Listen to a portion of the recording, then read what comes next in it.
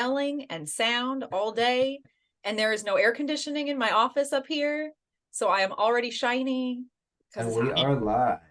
You can keep Yeah, talking, everyone. Just to let you know, we are Yay! live now. Audio live. Hello, ooh, everyone. As they trickle in Hey! from, because we have to like go Tears of Aihrde. off live to live, off air to on Yep. air. But it looks like a lot of them are with us. But yeah, so it's hot on the East Coast. That's where I am. Yeah, but it's like I mean, regular weather, right? yeah, I wouldn't say that it's hot. It's like 74. It's 78 Yeah, here in that's central Minnesota. It's hot. Yes, it's toasty. It's a little toasty. The sun is What? very bright today. Toasty. Toasty. Uh, Toasty. yeah, it'll be interesting tomorrow if my wife and I end up going fishing, seeing if we hit. I have two shades of color. It's either pasty or albino. Or pasty or lobster. That's all I've got. No in between. Same with Skylar. I am Skylar does have absolutely the a same. shade of purple though too. That's scary. So do most Viking fans. They have a shade of purple, but that's because we've been choking for 50 years. Yeah. Oh, yay. Thomas is here. Darth Audio. What up, Thomas? Ooh. Hey. Oh. Too many Toms. Oh, many Toms. That's like at the con. Wait, there's more. That was like at the con, I was sitting next to Thomas, and Jen or John were like, "Hey, Thomas," and we both go, "What?" And he goes, "That Thomas." I'm like, "Just call me Vantalord the rest of the con. That'll make life easy." Click and Vantalord. Just keep them separate. I prefer to only be referred to by my character name because it's the only thing I respond to. It was the only way to keep us, because they didn't call me by my last name. So yeah, that was kind of entertaining, the entire con, especially if we're in the same room. To be fair, Darth Audio, I typically go by Thomas as well. If I'm in a more professional setting, I'll go by Tom, just because I kind of took on my dad's name after he passed. Because growing up, I was always Thomas, and if I was in trouble, it was my middle name too. I've only ever heard you called Tom. If I was really in trouble, it's my first, middle, last name, and the junior. See, yes, I prefer to call you Vaten. Absolutely. But only when I'm talking like this. How's it We're going? gonna be talking with an English accent all day today. Hey. Oh no, Jubilee's not an English accent, but this Thomas, Darth Audio Thomas, knows me as Epony on our podcast. He's magical. He plays our water sprite Vaten. Magical. Nice. With all of the one-liners that have me crying. Oh, that's fantastic. To then edit out that I'm laughing so hard. Yeah, there was a couple times during the one shot during the con that I was laughing so hard I had to take my headset off just to keep from deafening people. Yeah, that was a lot of fun. It was a lot of fun. Oh. Some new faces too this year from last year, and definitely. I mean, everyone can start planning for it next year. Same. I want to come next year. Well, May of 24. Yeah, I say I got all the images updated on the website. In fact, before the stream, I updated the mobile view because I realized I had some positioning wrong of arrows. So all of the con images are up. I've got to add Click's images because he shared me a Google Drive of some of the ones that he took, and then I need to add the videos that were taken because there was about 30 or so, 20 to 30-second clips that miscellaneous people had taken. So if you guys ever want to see, so fun. I'm looking at all the pictures right now. Sounds like you guys had a good time. Yeah, you should have come. Next year, Ryder. What's your new job, Ryder? I'm working on the PTO factor right now. Is that Josh? Josh was there. Yeah, that's you mean NPC voices? Yeah. Yep. He was there. We actually, Rory and his spouse, Josh, my wife, Manda, and Kurt and Phantom and Jay. We all had supper that night after the con, and then the next morning, Josh joined Rory and his clan and me and my wife for breakfast at Cracker Barrel. I have never been to a Cracker Barrel. I've only I've been never to seen a it. Cracker Barrel. Yep, never heard of it, never been to it until I started going to the cons. Wait, you had never even heard of Cracker Barrel? Really? Unless that's also the place that's in... Can't think of that show anymore. The Ranch. If that's a No. Cracker Barrel... No idea. No? I don't No. think so. Oh, I guess it was Hey, Sean, nope. not Kurt. Nope. I've never heard of it until... Yeah, it was Sean. Until Tennessee. Never heard of it before. That and a Waffle Wow. House. Also experienced Waffle House in Tennessee. Okay, Waffle House I Dude. know of, but I have never been to. But I recently went to a Denny's for the first time, which is Oh. like, Oh, I don't know if that's not just an East Coast thing, is it? That's no, everywhere. We no, have they're them. everywhere. Yeah. Okay, so I'm not gonna lie, it's a scary place.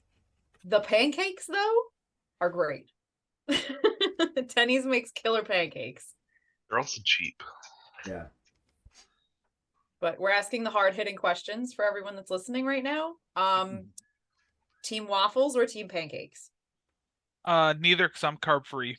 But typically it would be waffles if I wasn't. Okay, God, I was gonna say if you had to choose. Pancakes all day, every day. Okay. We've never had that question before, Ryder. We were in a Toastmasters course together. And that was one of the prompt questions. French toast. No, sorry. Oh, I actually forgot about that. That was like I a do love memory French blast toast. right there. Oh, I know.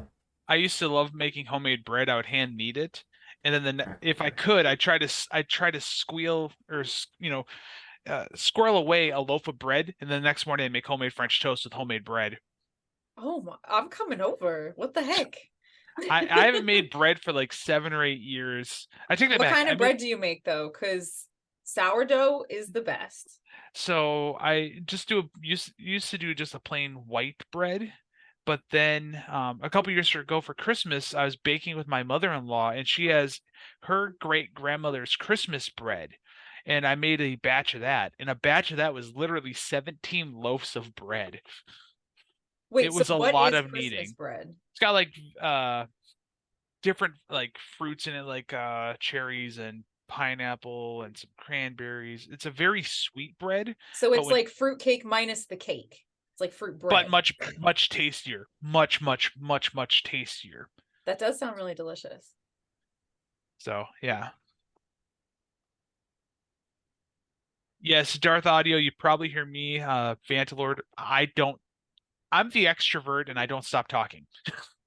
Until Roy kicks me off. As Ryder nods his head. Yep. Yep. It works well for me though. It does. It's beneficial for He me. talks more, I talk less. I'm the extrovert of the group. As everyone can't see the motions of Tom. The hand gestures. Yay! It's a very bright shirt. I like it.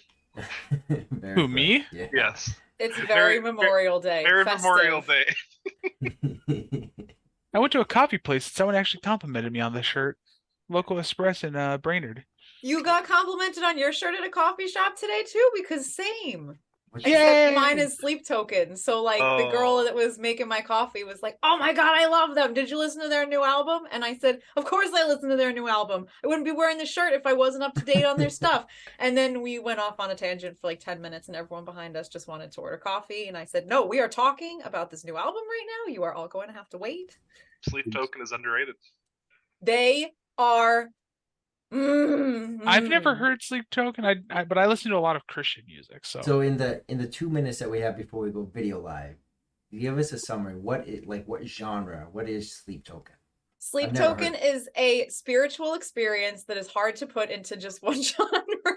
They move around a lot on some of their songs. I would say it's like if you are into like hard rock or metal at all, it will lean that way, but not always. Hard to explain. So they cross genres. Yeah, a little bit. Oh yeah. Yeah. Okay. Interesting. And it's a good gym music. Yeah. Yes. Well, I'm What sure about you John? Just keep Jim? Skylar's ears. Gym music. What about my music? They said Sleep Token is good gym music. Oh. So is pop though, so. Yeah, it depends. My E- gym music. playlist is EDM. very eclectic. Like I have Whitney Houston on my gym playlist. Like I have the Spice Girls, I have the Backstreet Boys, and I also have like Sleep Token, Cradle of Filth, Marilyn Manson. Like it is all over the place. Guess so. My Depends on wife the when Yeah, she mood does. for the day. We'll go My- from like let the bodies hit the floor to party in the USA in like 5 Yeah, minutes. exactly. I'm working out with you. So Skylar, here's one for you. So Let the Bodies Hit the Floor and It's Raining Men is the same song, just different moods. And what song? Wow. It's raining men. And Let the Bodies Hit the Floor. Hallelujah. It's a good way of putting it. I like this conversation. It's a good discussion right now. It's just My- different points of view, yeah. My wife, when she does kickboxing, she listens to a lot of EDM and some like grunge and pop rock, from my understanding. What's pop rock? What does that mean? It's It's a kind of a candy. blend. Yes, it's a Yeah. candy. It pops in your mouth and you eat it. No. All right, well, I just see Manda face palming in chat. we are going to go ahead and go video live here. 4:15, and I never stop. Let's see here. Click. I know. So- Just rolling in from the barbecue scene myself today. Yeah, you're seeing some family today. Yep. Yoo-hoo, go there. Why are you? Julie, you go there. Why am I all the way in the corner? Oh, I'm all over the place. Oh. Why are you here in the Zoom meeting, Dad? What's up? Why are you in the Zoom meeting? A second. That way the cameras aren't messed up. He doesn't have to resize them that way. I Oh. see. Bam. What's this? You're close. I guess I'm One, Vantalord two, today. Oh. But you're much better looking. I'm sorry. Whoa, Oh, thank you. you're very zoomed in. There we go. There we go. Okay. Perfect. Let's see if I can adjust my camera so that Hey, way. you know what? I will take a little bit of camera rearranging over the first 6 sessions of technical issues. So. Oh man. We love a technical issue. Oh yeah, absolutely. Yeah.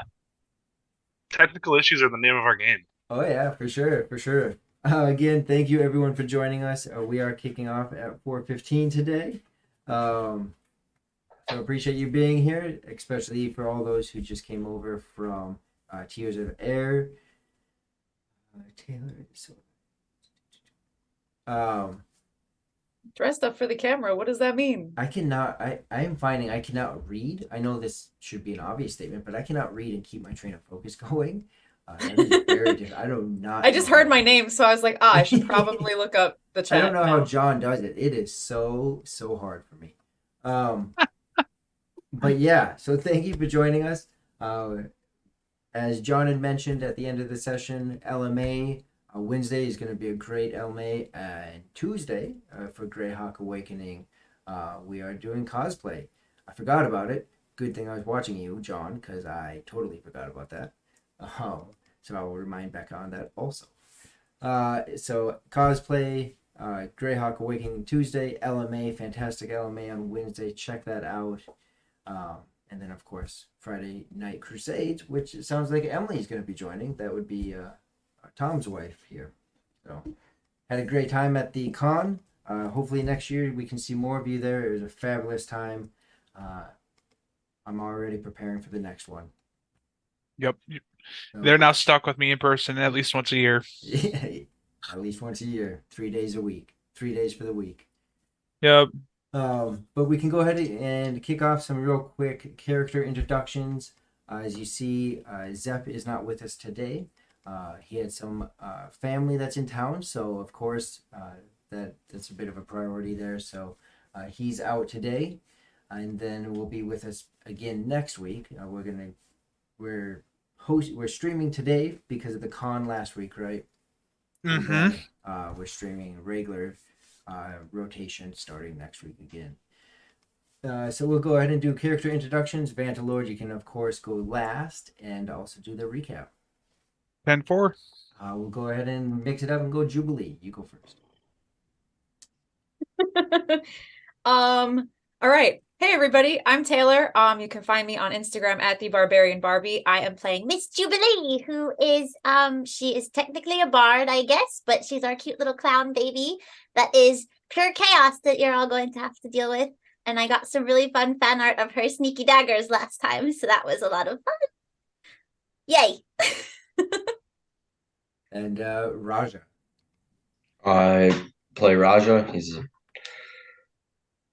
on the brink of level 3 as soon as I take a sleep. But he's currently exhausted from his tattoo, so we'll see how he's feeling in the morning. And Rihu, that leaves you. Yeah. Rihu, your neighborhood quiet monk over here. Level 3. Just pretty vanilla human. So not too flashy, don't like to stand out. But looking forward to what the next session has. Sometimes I wonder, because I hear this every time, why do we always do these character recaps? But each time I even catch something different. Like the fact that Rajah is not very, but more flamboyant, more blingy, more colorful. Where Rihu is like, give me the tan hide and let me blend in. I'm not so colorful now. What's that? I'm not so colorful now. I mean, even just your hair alone is colorful. I was going to say, with They made Rajah, notes. You picked like the most flamboyant race you could possibly be. The hair, the little clip you got for your hair in Augsburg. Yeah, but Jubilee takes everybody's attention. Fair That's okay. point. But I was going to say, we should be resting, like doing a long rest tonight because we're in between. We're in a tavern. Yeah. You'll be hopping into it pretty quickly. But so, Rajah should be able to level up like right now. Yep. Okay, well, good. Soon. Yep. How soon is soon? Okay. Sorry, I am Tom. I am playing Vantalord. I try and help Rory and John with tech stuff as needed. I am the nerd of the group. I am playing a level 3 dwarf paladin that just is enjoying life, meeting new people, trying to help protect those around him, including new friends, hopefully mentoring Jubilee, as last session we got to play with daggers. It was hilarious. So that's yes, exactly. Throw those daggers, Jubilee.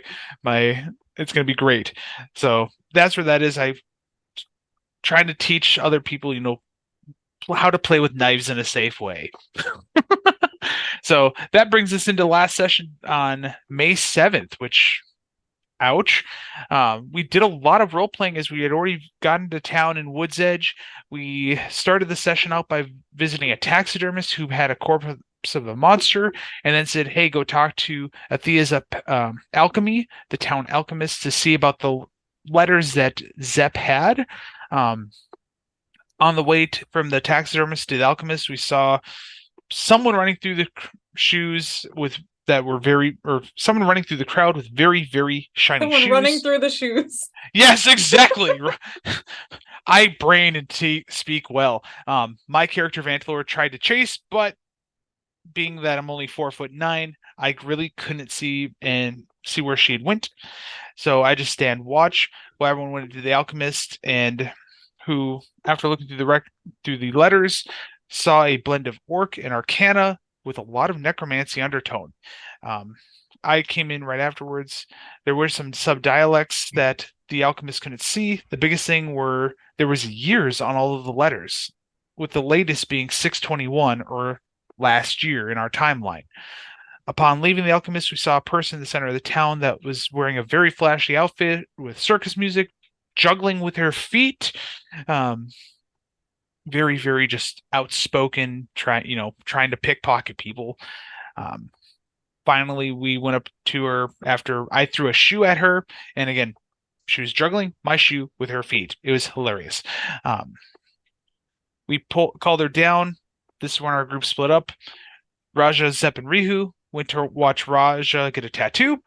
Jubilee and Vantalord went and found food, just to talk, get a feeling for one another as she asked to join the group. Several hours later, when the group reunited in the tavern, the tattoo artist actually came to warn Rajah that he may not be safe and people may be after him. And she said, "Come meet her in the morning." After supper, Jubilee got some gold, a couple daggers, and then we went out to the woods to do some practicing of knife throwing. And then the biggest thing during text roleplay was, visiting out to the tailor, trying to find a new outfit for Jubilee that had a sneaky mode and a very sparkly where she could, inspire those around her and make people laugh and giggle.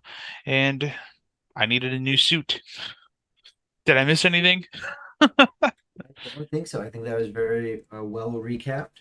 As far as the clothing, Vantalord, you were able to obtain that, and Yep. Jubilee, you were able to find a cloak that fit pretty close to what you were looking for.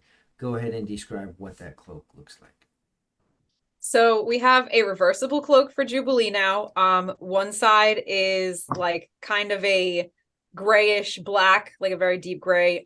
So she can put that on if she's trying to be more stealthy.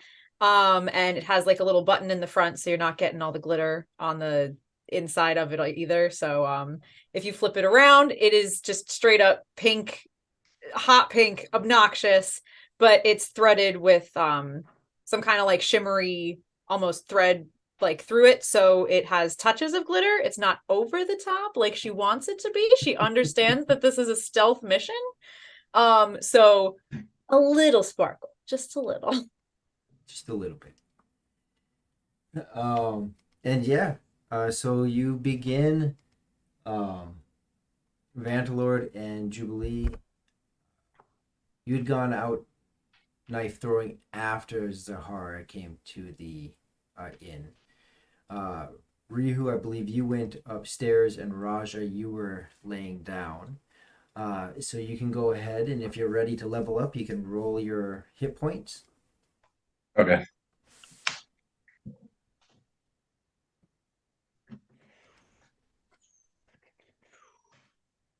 Is it a D8?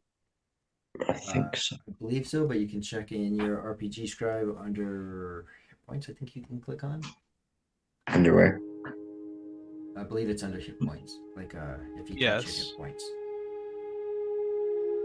There's nothing under hit points. Oh, the information. I see. It just means you get infinite HP. All the HP.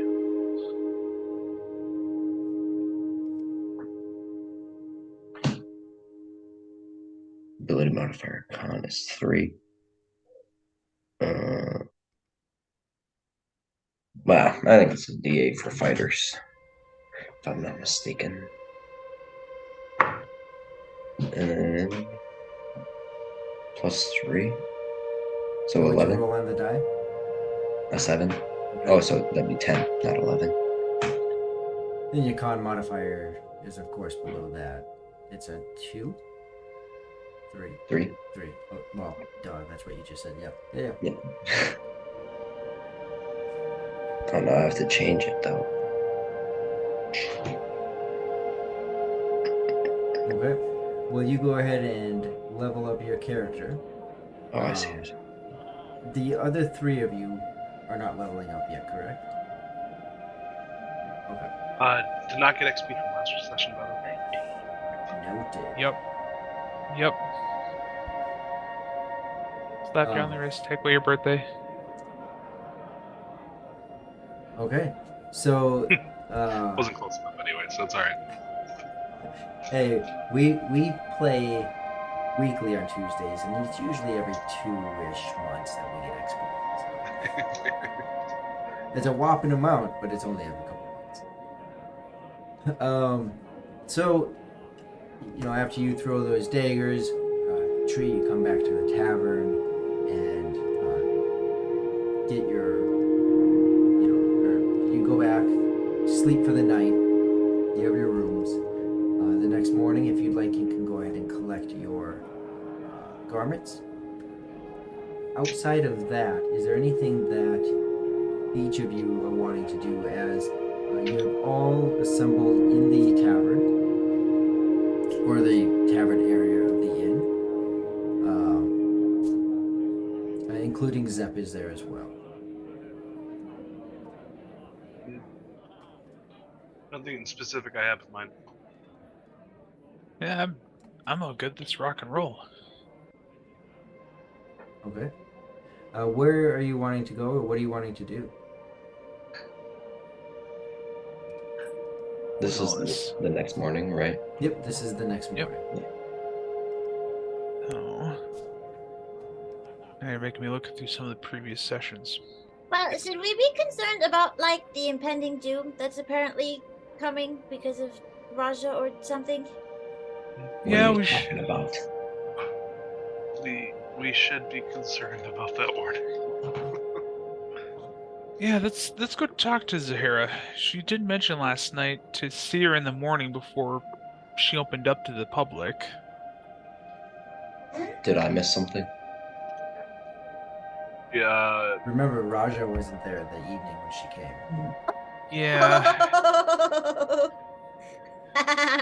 Oops. Yeah, that's Rajah. We'll let the your tattoo artist fill you in. She seemed to have a direct message for you. Okay. yeah. Before we go, important, are we getting pancakes? Pancakes. Breakfast is always good. A dwarf always approves of breakfast. Because I feel like if we're going to get them, then we should also bring them to her, because maybe she'll give us extra information in exchange for pancakes. Not the worst plan. And then I if she like- doesn't want them, we could just eat them. A dwarf always will eat. I like your thinking. Let's see, find some good boar and some pancakes and some eggs. Breakfast made for champions. I love it. Hey, you guys order up your pancakes, your breakfast. A couple silver later, they're out, and you enjoy your course of food as well as a side dish in a on a I don't know, slab of wood to take with you. Yes. A to-go slab instead of a To-go to-go board. I like this. I like a to-go board, please. There's no doggy bags here. It's a to-go board. You feeling a little bored? No. Oh no. Oh. I'm a real life bard. I'm sorry. So yeah, you guys head out. Then is it your, and Zep does speak up for a moment, and he just says, we're supposed to go back to see the orc about these letters now that we can show her also the because she didn't recognize the orc, but now we can show her it is. I could help her understand now that I can understand the magic in it. Okay, so we have a bunch of stuff to do today. Yeah, so that would be... Where should we go first? That feels a little less pressing than the warning we received last evening. Yeah, I would start with... Let's start with the tattoo artist, and then we'll go talk to... Is it Gorgana? I would agree. Yep. Uh-huh. Rajah, how are you feeling? Are you sore? Yes. And just as a note, Rajah, like you and I talked about offline, that tattoo was not 150 gold. So Yep. working out the economic system, it was going to be 75 for that particular ink, 75 gold.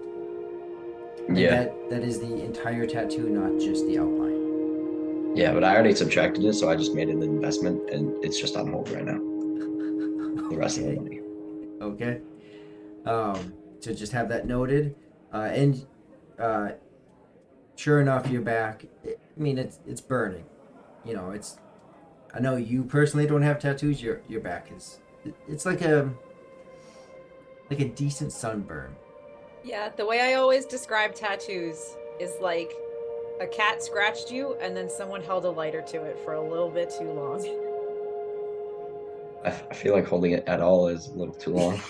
Right? Okay, maybe that's too telling about me. Yeah, like a sunburn and a cat scratch. Yeah, like a burn. Yes. Okay. I'm tracking where you're at, Jubilee. I'm tracking. So yeah, you guys head over. You know exactly where Zahara's place is. It's not hard to find. It's actually just across the other side of the square. And as you head over to her place, you see the door is slightly ajar. John's saying that Taylor's camera's a little off. Probably also because I just never sit still. Maybe. But are you in a comfortable spot? I am now, yes. Okay, I will fix it to that spot.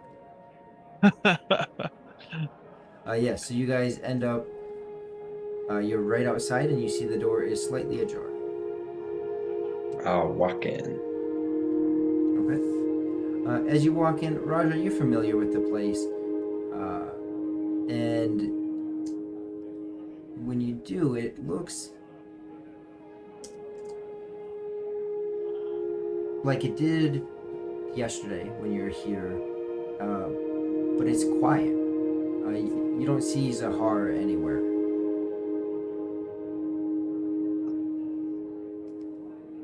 No, I'll just sit down. Okay. The Does everyone waiting else- area, probably. Is there? Okay. There's no one else here. It's just empty. Yeah, so everyone else, do you walk in also? Yes. Yeah, I'm Yeah, is following there her. like is there a back room to check? Okay. So as each of you walk in, you see exactly what I just described. And there is a small back room, Jubilee, that you notice. And there is a door also. The door is fully open. You can see mostly into this room.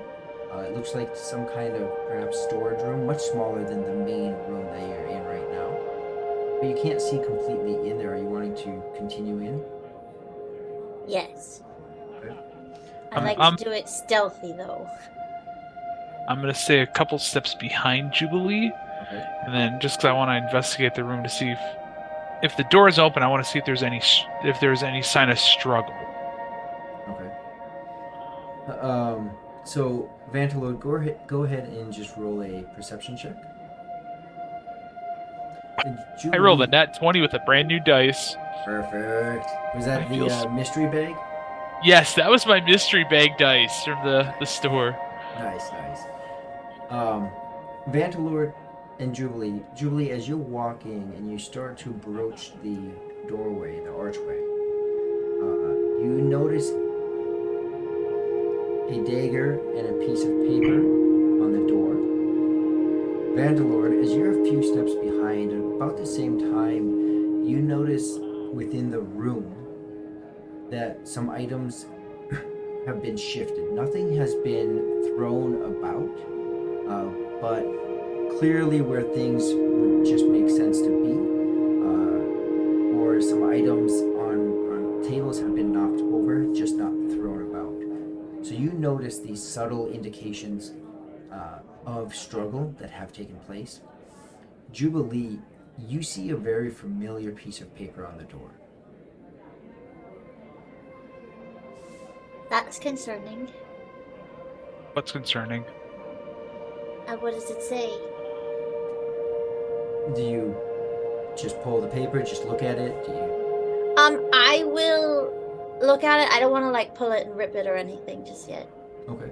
Jubilee, do you want me to try to pull that dagger out to go straight back so that way we don't rip the paper? I mean, if you want to. Also, I get paranoid about things like people putting poison on paper, so I just try not to touch anything too much until I know that it's not poisoned. That would be hard for me to tell because dwarves are naturally resistant to it.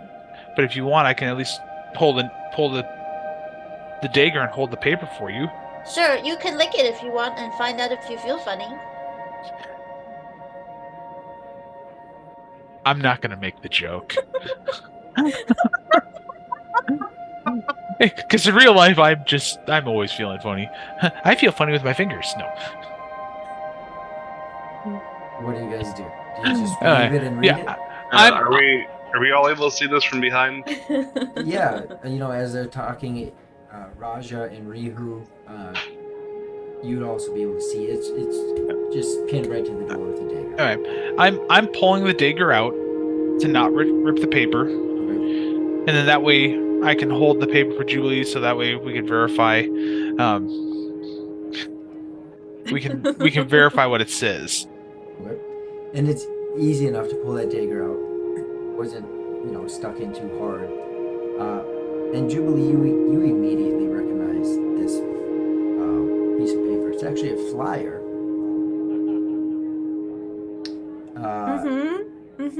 And it's a flyer of the circus. Great. Love that for me.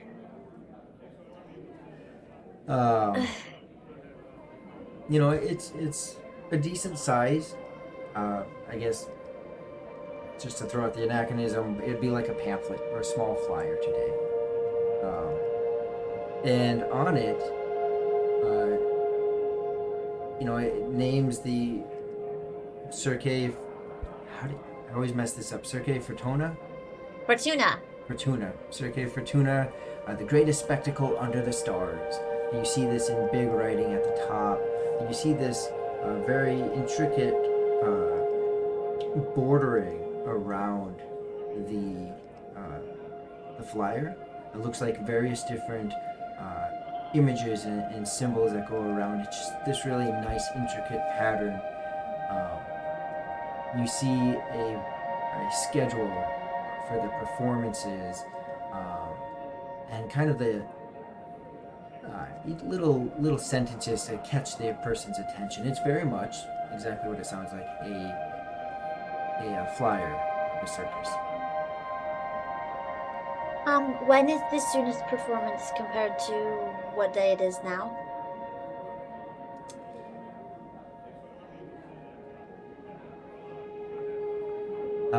It would be 2 days from now.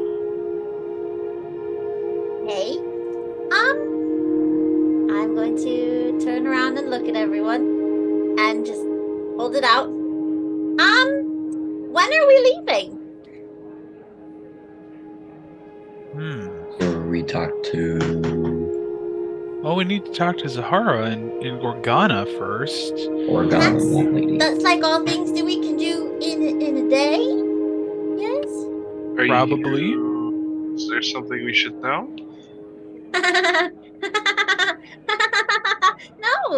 No. Not really. Other than they can't know that I'm here because I'm supposed to be there. And, we should go. Is anyone gonna ask the question why there's a circus flyer knifed to the door of the person who gave us a warning last night?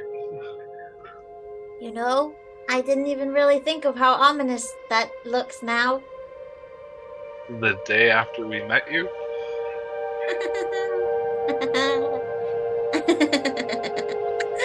Uh-oh. Maybe it's just a coincidence. Really? Maybe.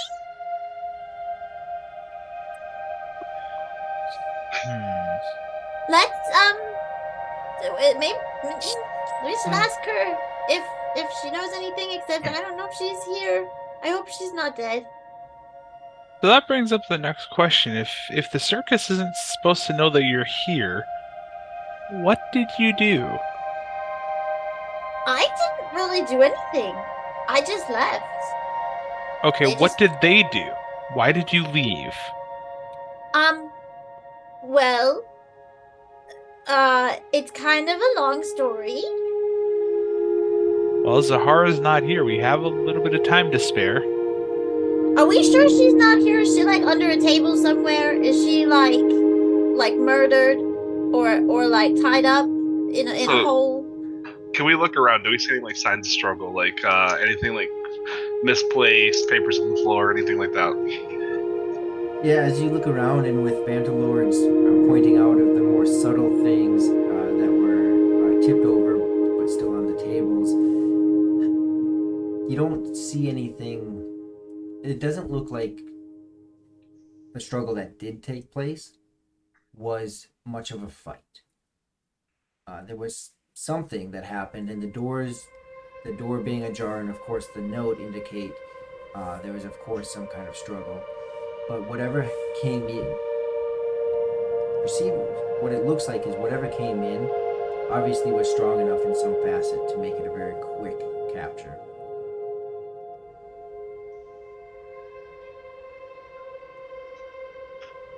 Well, I'm obviously trying to connect dots here while we're sitting here. And I'm gonna go, do they want Rajah? I mean, I don't know. I don't think he looks that weird.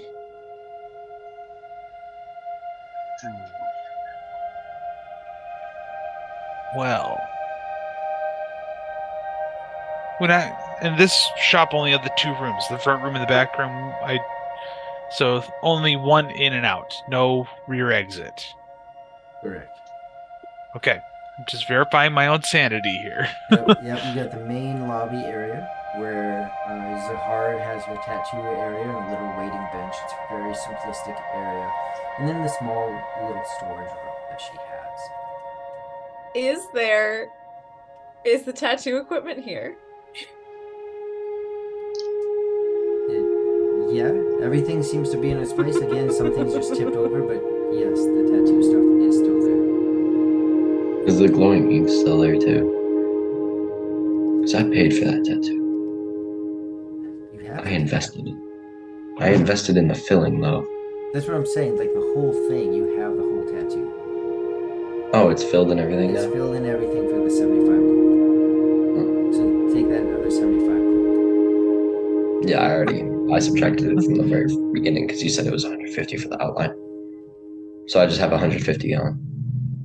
Re-add 75. That's what he's saying. Oh, the whole thing is tattoo only costs 75? 75 gold, and it's filled in. That's like 2 cat scratches then. Yes. Just like my joke book, your tattoo is fully filled in. Yes. And don't forget 2 lighters. 2 and 2 lighters. So many lighters. So yes, the tattoo ink is still there. Does anybody want a tattoo? Nope. Oh, As much as I like to try new things, at this point you're just a little too crazy for me. You're a fantastic person, but I don't know if you've ever actually given a tattoo, so I'm going to say no at this time. Well, I'm never going to be able to say yes if I don't try it. Maybe try first tattooing an animal before you tattoo me. Okay, I got it. I want to try to do this. What are you trying to do? I'm going to attempt to give myself a tattoo. I'm just gonna put a little like a curve, like a smile on my finger, and then just. Okay. And I mean, I don't think you really you don't know what you're looking at. So go ahead and roll a d6 and it odds or evens. Oh no. I guess maybe I got a odds 1. be in your favor. Okay. Oh, okay. Okay.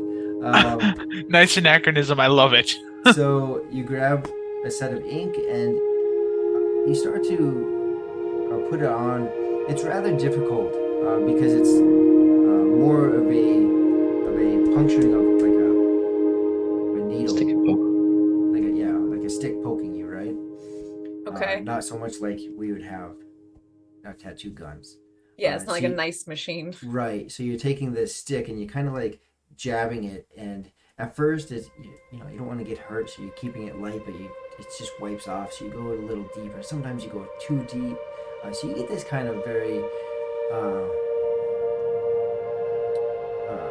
amateur smile-ish thing across your finger. It's more flat than it is curved. I'm just sitting here laughing the entire time. Just like I am right now. I am just sitting here laughing at this. Yes, exactly. As she's doing this. I'm like, this is the reason why I don't want you tattooing me. You need much more practice. Well, it's here. There's something. Plus, my deity Epsu says my body's a temple, and I don't want it looking like a fun house. What's wrong with fun houses? It just doesn't serve my deity well. And Jubilee, were you holding that flyer? No, Vantalord pulled it out. Yes, I'm the one holding the flyer. So like at this point I've got it kind of rolled up so that way I can carry it with. And Vantalord, I would imagine you were holding it up so that she could see the face of it? Yes. Okay. That way she could read it, try to recognize it, Yep. all that. We wanted to make sure it wasn't poisoned. At this I forgot to mention, Vantalord, while you were holding it up and she was looking at it, you'll see the name, you'll see on the back of it, in handwritten on the back of it. And you'll see Jubilee, Jubilee, Jubilee. Jubilee, come back to me.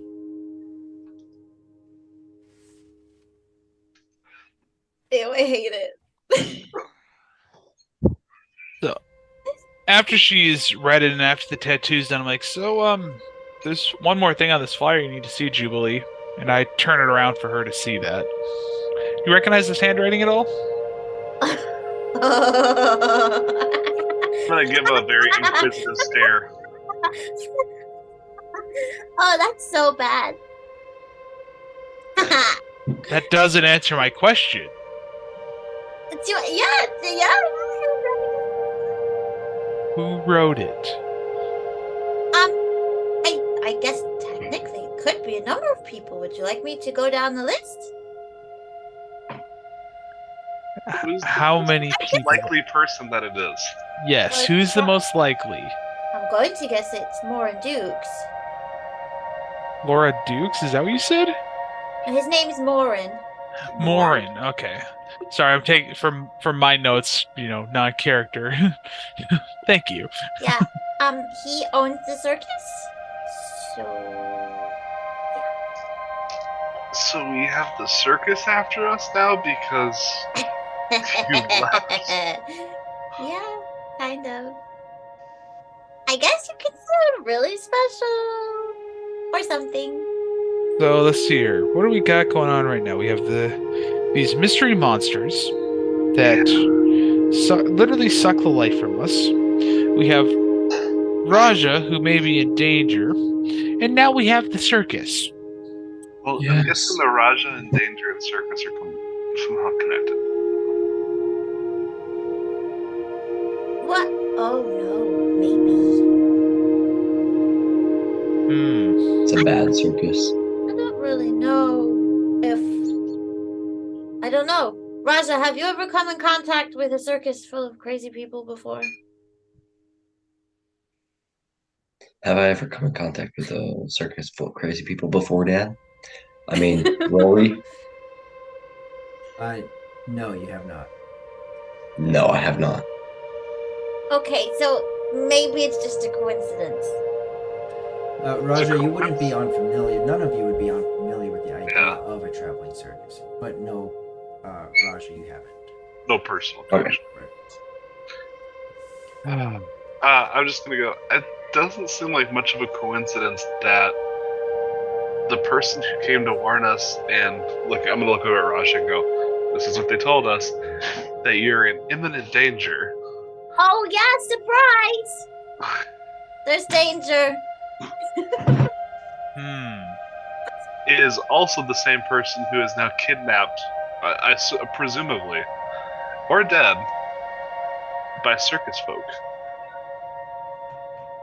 In Well, the center of the square, is there actually? Guys, I have an idea. What if we go talk to the guardsmen from when we entered town? Maybe they saw something last night.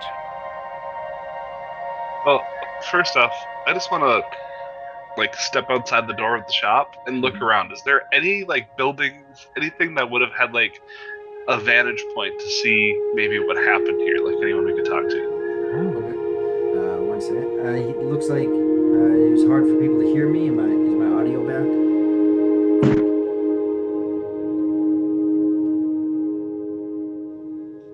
Can you all hear me? We didn't lose you here. Yeah. John said Rory is a bit quiet. Everyone else sounds great. Very low. Yeah, you're What in the world? How about this? I just moved my mic a lot closer to me. How's that sound, John? I wonder if your audio input on your slobs needs to be. I just turned it on for myself. It sounds like you're a little bit far away. Like just. What if I do this? How is this? I just turned it up in slobs. Is that our name? Perfect. Is that our group name? Technical difficulty. Yep. There you go. Okay. Let me know how it goes. I'm pushing it a little bit high, but I'll also just speak up, and if that sounds good for you guys. Have you tried just screaming into the microphone? Right. Rory, if nothing else, we can change your gain on your computer at some point. You and I Very, can test very some low. things. And the background music is quite high. So let's do this. And I'm going to change my levels quickly. My microphone boost from 100 to. There we go. Sorry about that, everyone. I did turn the music down now. There. Rory needs gain, like.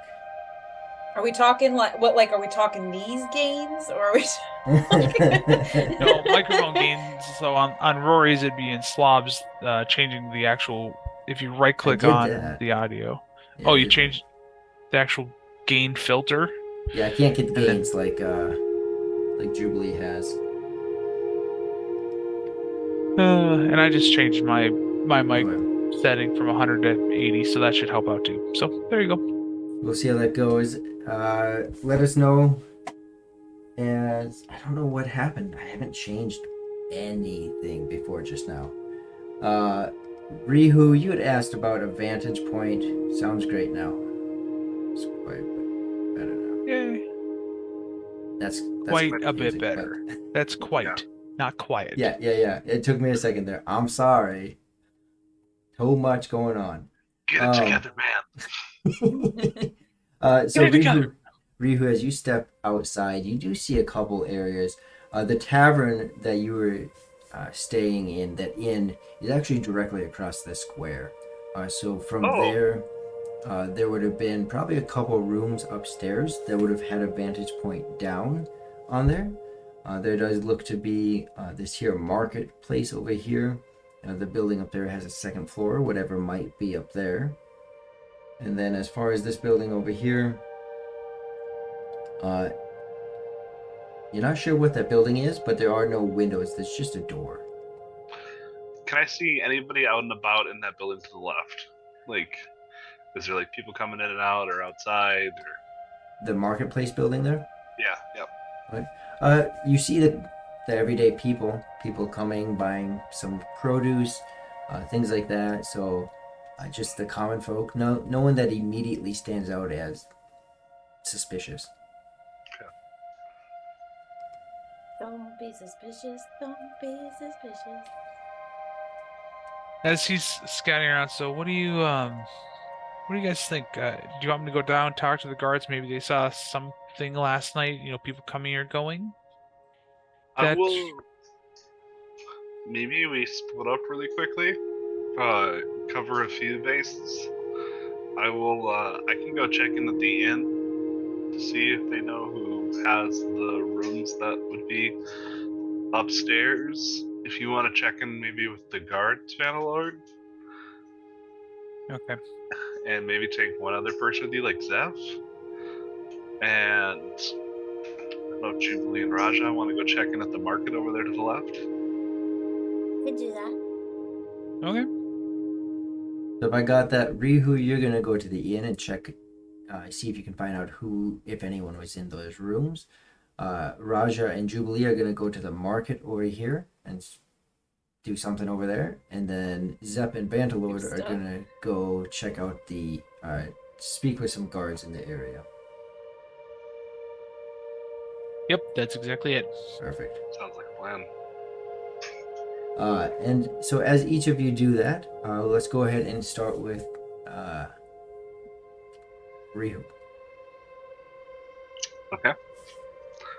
I'm just gonna walk in and go to the barkeep or whoever's currently manning the inn and ask them if they know, was anyone in the rooms with the windows, and kind of point out.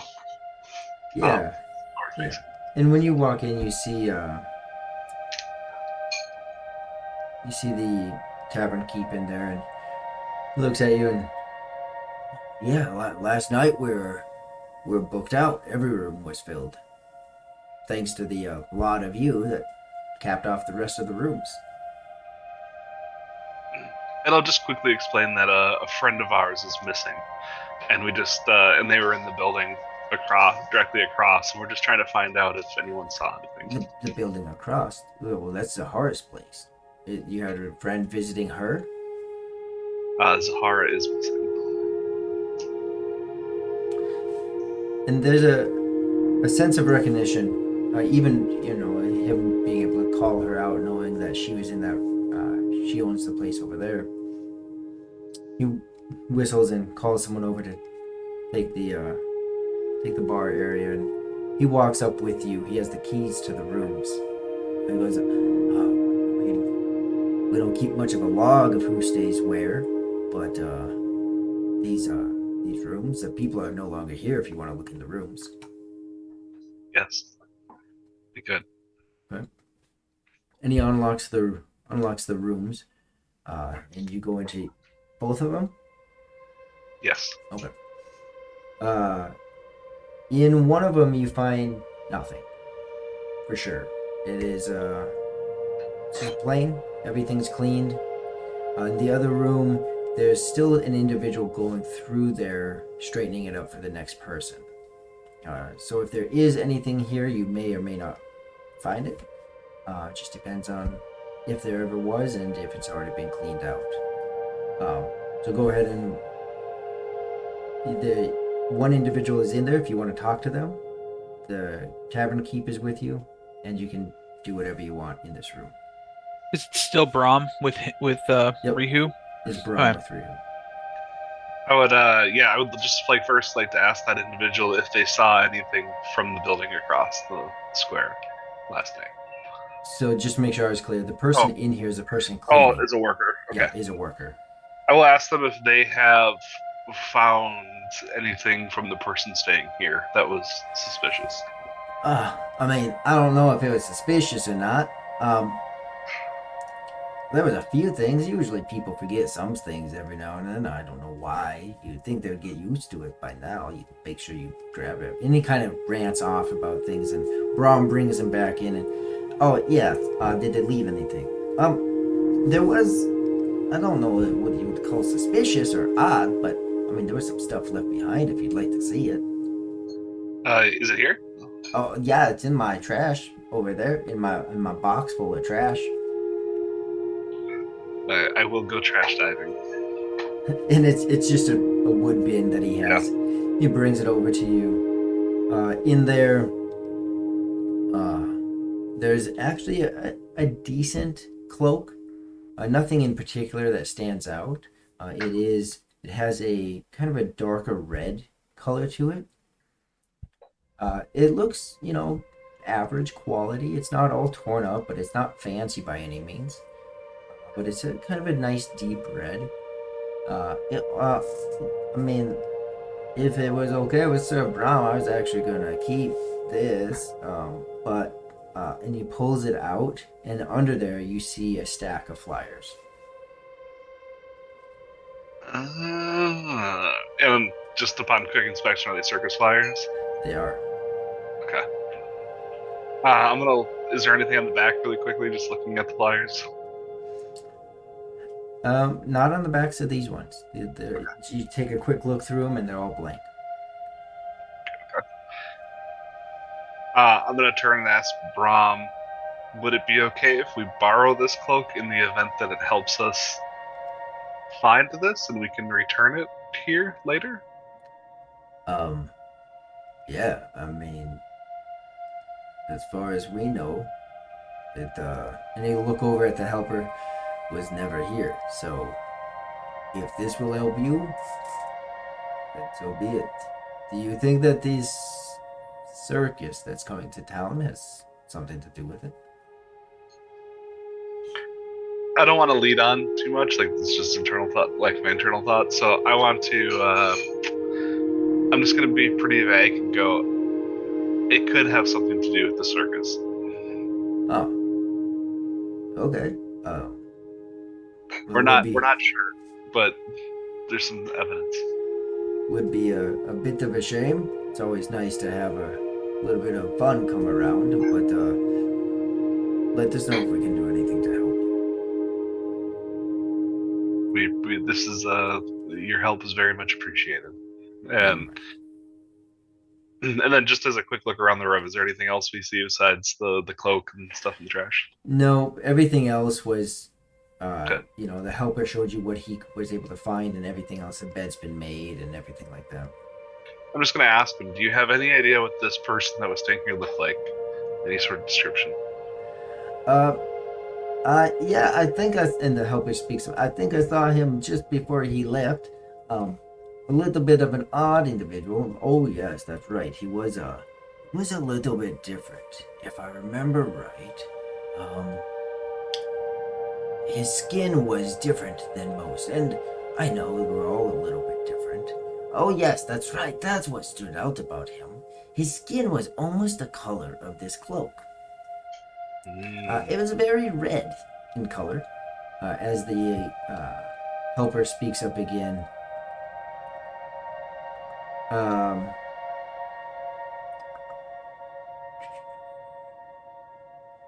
he did have some odd items with him, a couple canisters that looked like they had fluid in them, as well as he definitely had a flint and steel, or a few flint and steels with him. And I remember him having, or joking about breathing, or something with fire. He seemed to talk a lot about fire. I just want to. I'll grab like a silver piece out of my and just hand it to him as a thank you for the information. And he looks over to Brom, and Brom gives him a nod. Well, thank you. I think in the other room was empty or clearing. The other room was empty. Yep. Okay. So I will exit my start my way out to meet back with the group. Okay. And while you're doing all of that, at the same time, Jubilee and Rajah, you're over at the market. You see, a good, decent 10, 12 people within the market stands, making purchases, looking at items. Various different kinds of produce, vegetables, and fruits are there. What do the two of you do? I would like to kind of weave in between people, see if there's anyone that I recognize that might be here before this 2-day performance from now. What time did the market open? The market would have opened probably about an hour before the two of you, or before all of you went outside. So roughly 7 in the morning. It's a nice early morning. Open before Zahara's opens, because hers still wouldn't be open at this time. Correct. Then can I go talk to one of the workers? Yep. So you're gonna talk to one of the market sales, Yeah. or market booths, and Jubilee, you're looking for anyone that looks familiar. Yes, and I'm going to make sure I have my not pink cloak on. Okay. You have your gray side out. Yep. Okay. So as you do that, Jubilee, go ahead and roll a perception.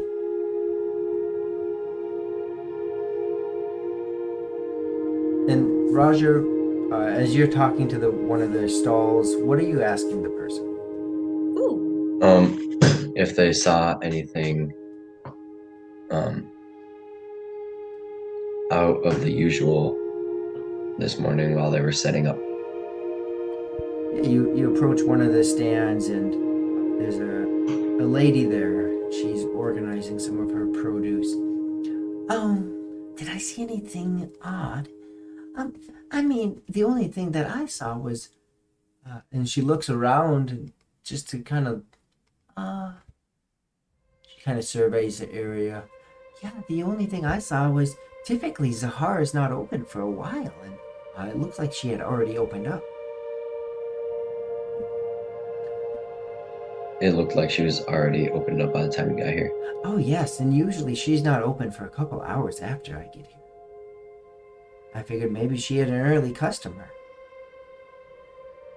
Yeah, maybe that's it. Have a good day. You too, did you want to buy anything? What does she have? I have wonderful apples. We have some amazingly wonderful melons here.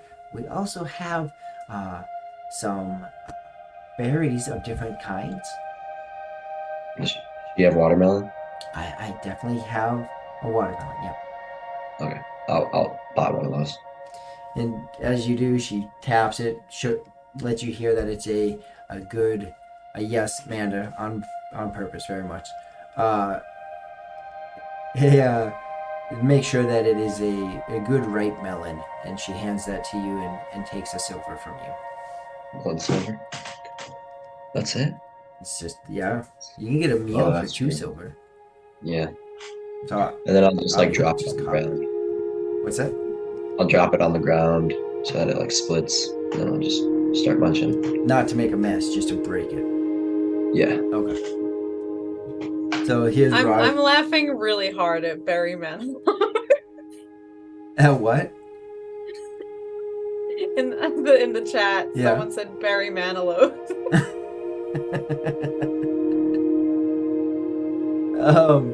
Like a pirate that decided to use an apple for his eye, so that way he no.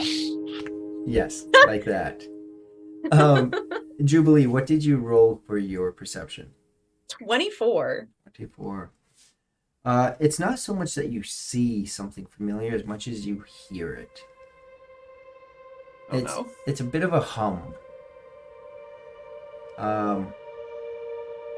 And it takes a second, but you start to recall the hum. You start to recall the song. And it makes you think of the back of the flyer. Jubilee, Jubilee, Jubilee. Oh no.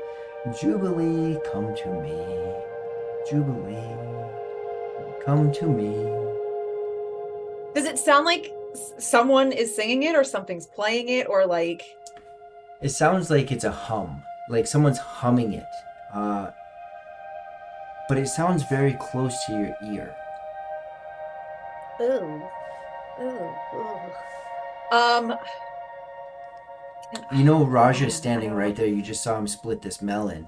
And it's as if, like, if he was humming it, it sounds that close. He's right next to me at this point. Rajah? Yeah. Yes, the two of you are right there at the stalls. Rajah, we should go, like, right now. Okay. And I'll just not question, and I'll just follow. I am sprinting. Okay. I will walk. Anything else you're doing, Jubilee, as you sprint into the center of the courtyard? I'm definitely keeping an eye out for anyone that I might recognize, or anything that's. Does it sound like it's following me? Like, does it sound like it's staying just as close, or am I losing it? Intermittently. As you speak with Rajah in that moment, it seems to go away. And then as you start to run, it's not there. And then a moment later, you hear it again. Jubilee, come to me. I see you, Jubilee. No, my God, I hate it. And remember, it's just the humming, but you recognize the song. Okay. I need to go find everybody else. Okay. So that's Rajah. Rajah, are you doing anything else in this moment, or just kind of walking behind Jubilee as she runs? Now I'm just walking Okay. and eating my melon. Okay. Yum. And then Zep and Bantalord, as you two find a guard, it doesn't take too long. You see them walking throughout. This is a pretty big city, so they're not too hard to find. And you find one. What do you do? I'm heading up to him saying, "Hey, last night were you keeping watch at all through the entire night? If so, did you see anyone leaving hastily, like they were on a mission?"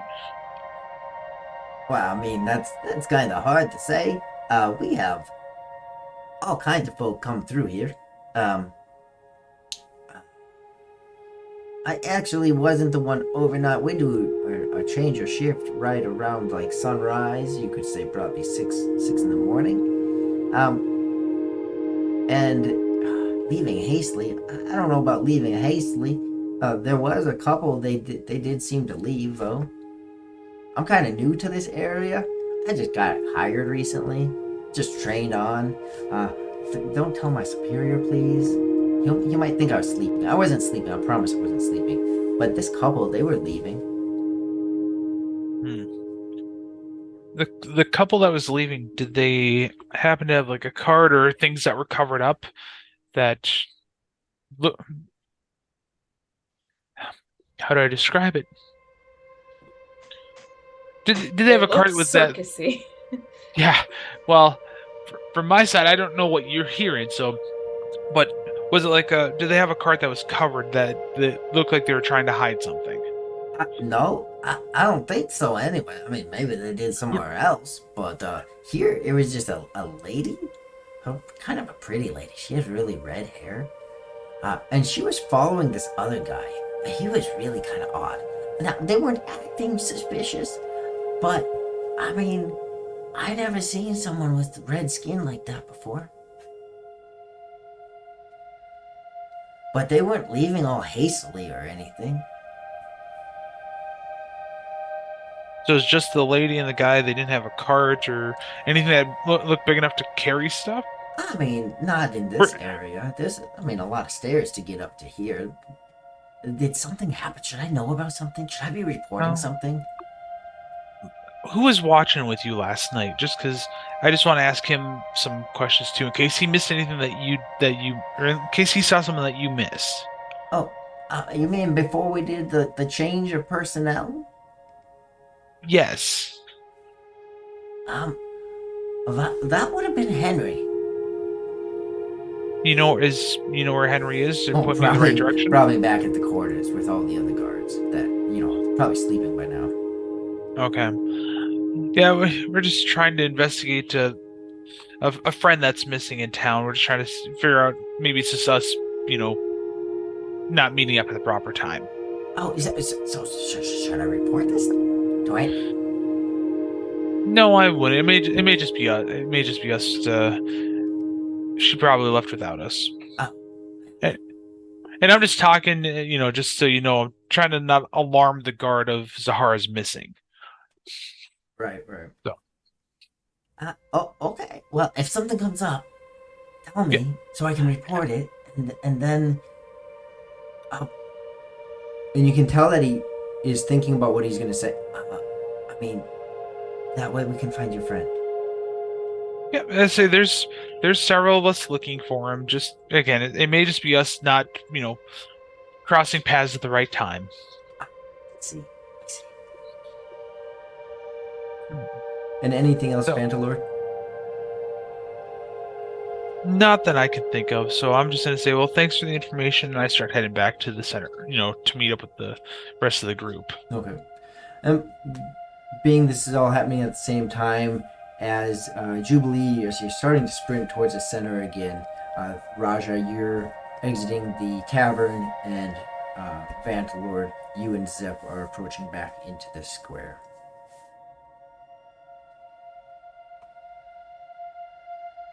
As all of you see, Jubilee is sprinting through the square. Hey! Is she running towards me so I can try to stop her and say what's going on. Yes. So we should go. We should not be here. This is not good. Long story short, I'm hearing voices in my head, and I don't know if it's just the normal kind that I have, or if it's someone doing it to me this time. So I don't really, bad, very bad. Also, did you find out anything about the circus being here? And at the same time, I just like want to stand there and like hold the red cloak in my hand and just be like, I think we should talk. Yeah, that's. So you have the red cloak. The only thing the guard told me that is that he saw a pretty lady that was leaving with another guy with red skin. And I'm just gonna go. That matches to what I found out. I am assuming this sounds familiar to me. Yes. Hearing the description, you recognize you've only ever met one person with red skin. You may have seen other things, but there's an individual that you've worked with, Ignacia. Yep. Ignacia was the Flamboyant Fire Eater, is his circus title. So that belongs to someone that I was in the circus with, which means that they are definitely here, and that's also concerning because that's probably the only tiefling I've ever seen in my entire life. So that's going to be easy to spot. Yeah. Plus, the writing on the back of the flyer, I could hear it in my head. Just wide-eyed looking over, like, That's quite concerning. So why should we be leaving? So is this really that bad? So yes and no, I guess. If it's really, really important for you to find your friend, then I will just stay under wraps as much as I can. She like takes her shoes off and like rolls them up in the bottom of her cloak or something. I'll just try to be inconspicuous and it's fine. It'll be fine. It'll be totally fine. Unless we're all trying to get cursed. As she's saying that, I look at the group. I'm like, so she's hearing the flyer writings in the back in her head, which means that someone. I wonder if someone could track her, like, telepathy almost. And that's because did they know that you were coming here, Jubilee? I didn't tell them where I was going. Well, obviously they're tracking you somehow. So we should go to the circus. Go to them? Yeah. And watch the circus. If they're coming to town anyway. I don't think I agree with you, Rajah, because obviously this is freaking Jubilee out. That's like. But maybe it's like that. It's like leading a pig to slaughter. Hold on. Like facing your fears and stuff. I want to stop everybody real quick because we're standing in the middle of the square with the public around us. This probably isn't the right place for this conversation. You're probably right. Well, also, I don't... Okay, wait, we should find somewhere sneaky to talk about this really quick, and then I will say what I was gonna say, but let's... We need to have a sneaky talk. We need to have a sneaky talk, okay. Where do you think we should go, Rihu? I think the tavern is gonna be quiet at this time of day, and they already know that they have helped us already, so I think we could find a quiet corner there to speak. I wonder if we can rent one of their rooms for the time being. We may have to pay for it for the night, which is fine. I'll cover the room costs, so that way we can have a closed door conversation. What do you think? Who knows? Maybe they're one of those inns that has like hourly rates. I doubt. Well, let me go talk to Brahm. Maybe from dwarf to dwarf I can get a deal. Everyone say yay? Yay or nay? Yay! Yep. Okay. So with that, I'm gonna go talk to Brahm a little bit before the rest of the group, so that way I can secure a room. Okay. And I'm gonna talk in Dwarvish to him, just to kind of explain the situation. Like, hey, we need to have a private conversation without any ears listening. Is there a room that I can use for a couple hours?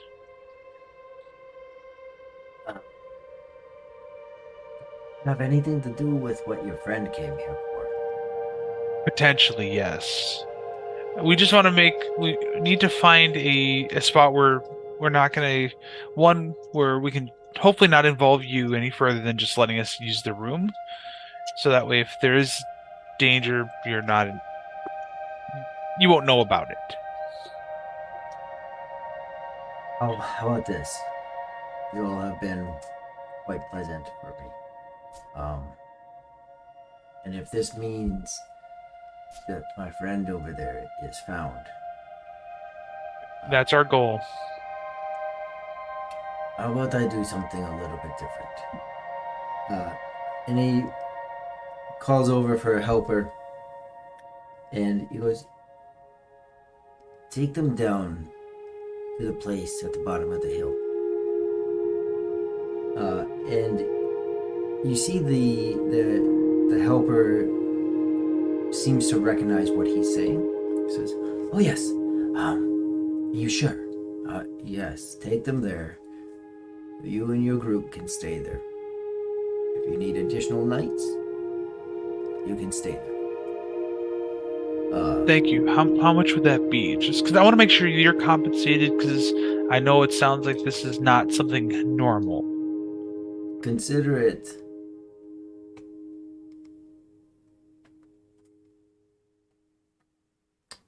Just consider it. Look, Zahara and I have known each other since she got here. He helped her get started, and now she's gone. If you can find her, then bring her back.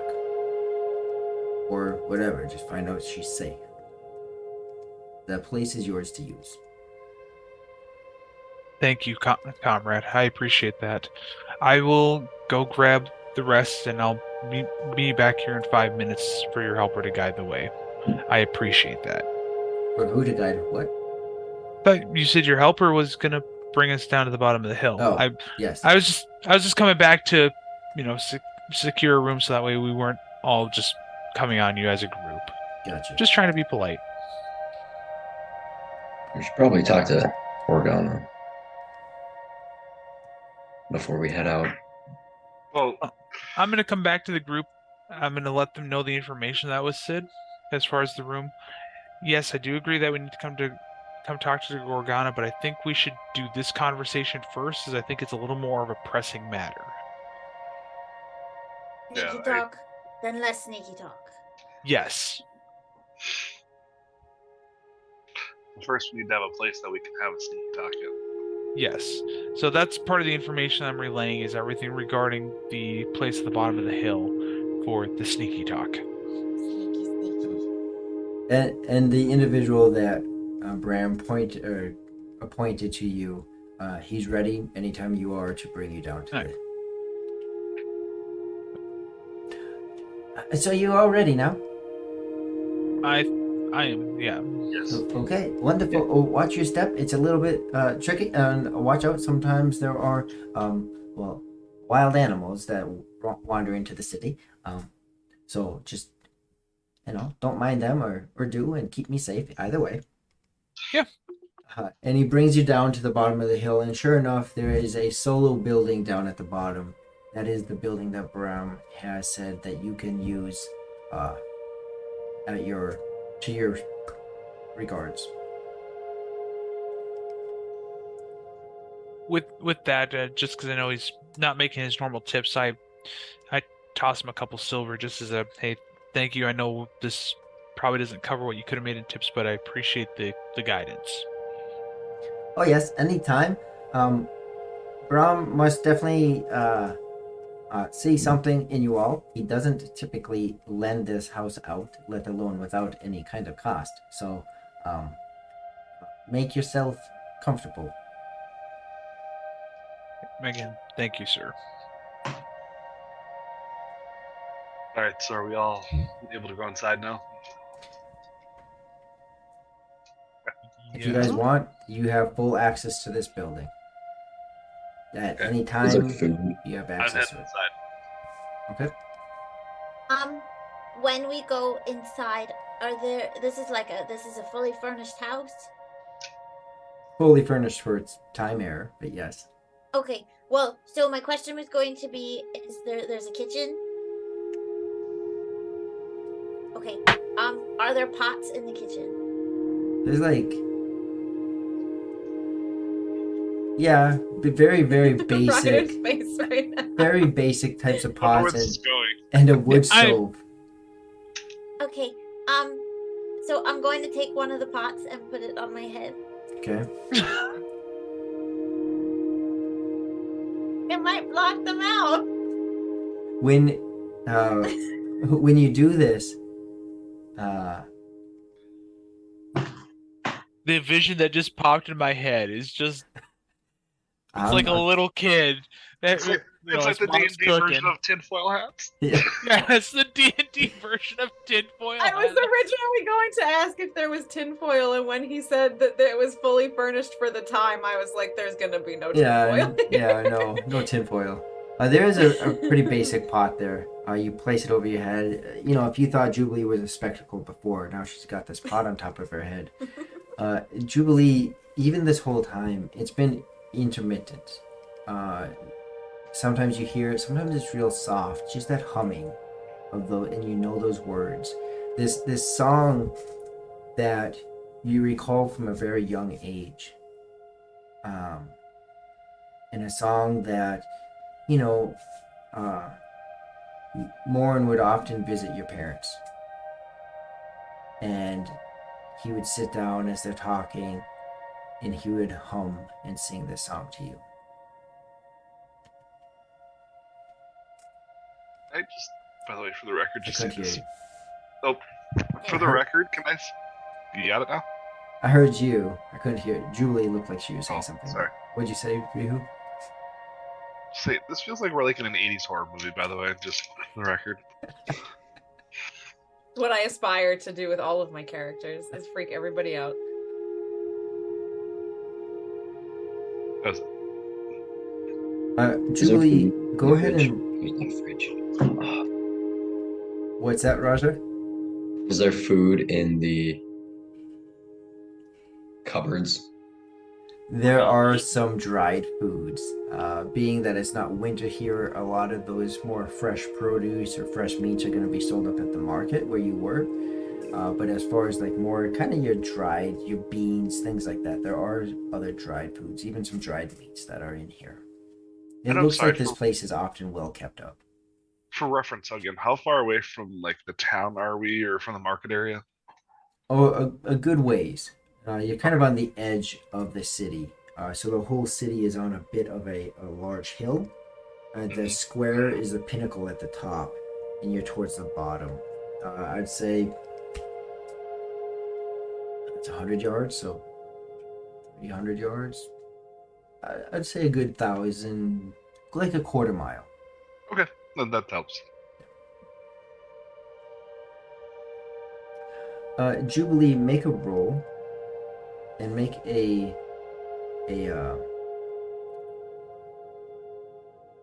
not fortitude. Maybe will. Make a will save. Okay. Which one is? Oh, here it is. Okay.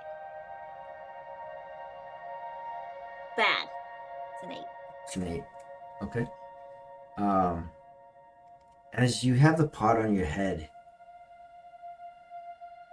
and you are trying to just stop these sounds, these memories also coming back. You look,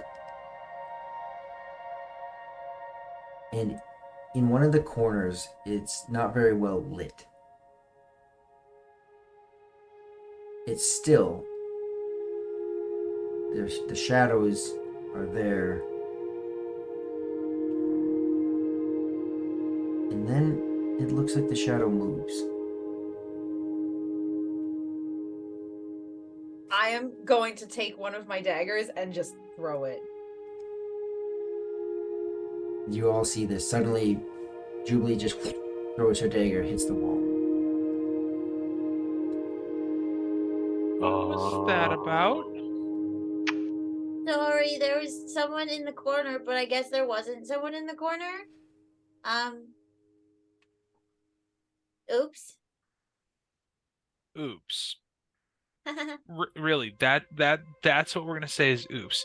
I'm gonna walk over to the corner and go, there was someone in the corner? Yeah, they moved. I saw it. Do I see anything in this corner, or is it just nothing? When you move over to the corner, you see, it's a darker corner. You're not able to pick up on it. You don't see anything. Oh. I'm gonna pick up the knife and walk over and set it on a table. I'm assuming is in the building. Yep.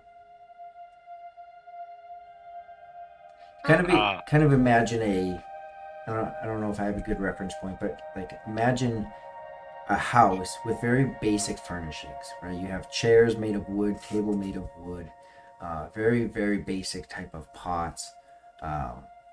Anything fueled, like any kind of cooking area is going to be wood based, but there are definitely, a table, chairs, things like that around.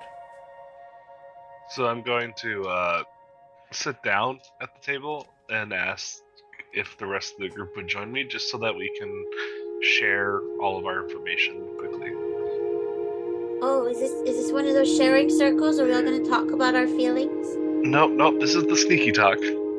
This is a Oh, this is the sneaky talk. The sneaky talk. Okay. And I'll just quickly explain everything that happened at the end. And take the cloak out, put it on the table.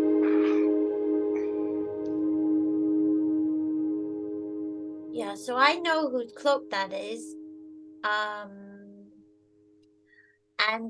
And I have concerns because I thought that maybe we had 2 days, but it definitely seems like they're already here and they know where I am, and maybe it's no big deal. But also I think my brain is not working anymore. So that might also be a problem. As she's saying that, I look at her and go, "Have you ever ran away from the circus before?" No. Can I sense if she's lying? You can roll a sense motive. That.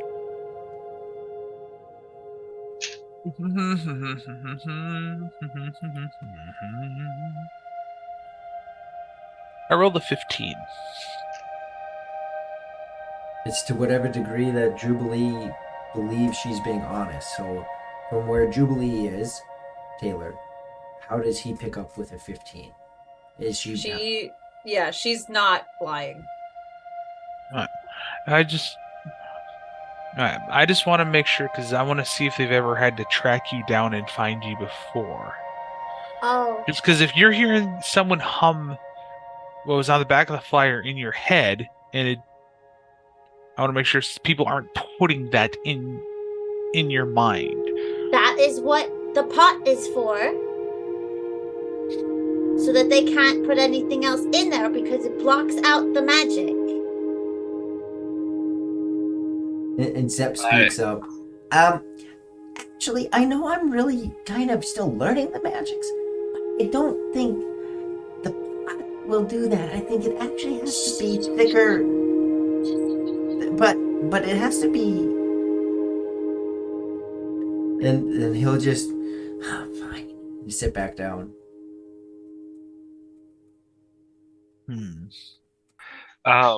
Has anyone ever left the circus before? I think that maybe people have, like, before my time. But from the stories that I've heard, it does not typically end well. But I'm really I'm trying to help everyone. I'm not doing it for selfish reasons. I only left because I want to help everybody. They might not be seeing it that way. Well, we're all cursed, so. Cursed? Yeah. Could you explain that a little bit further? Yeah, so And I'm just stunned as she says that. Like, okay. Yes, please explain. basically, if you join the circus, so Cirque Fortuna is owned by this man named Morin Drake. And if you join the circus or you're born into the circus, you have a curse placed on you where you can't ever leave. So it's like an exchange for all of your cool circus stuff that you get, but you can't leave, and if you leave, then this things that are really bad will happen to you. So here we are. But I was trying to see if I could somehow release my family from the curse, but here we are. Do you know of anyone who's ever broken this curse? No. I'm working on that.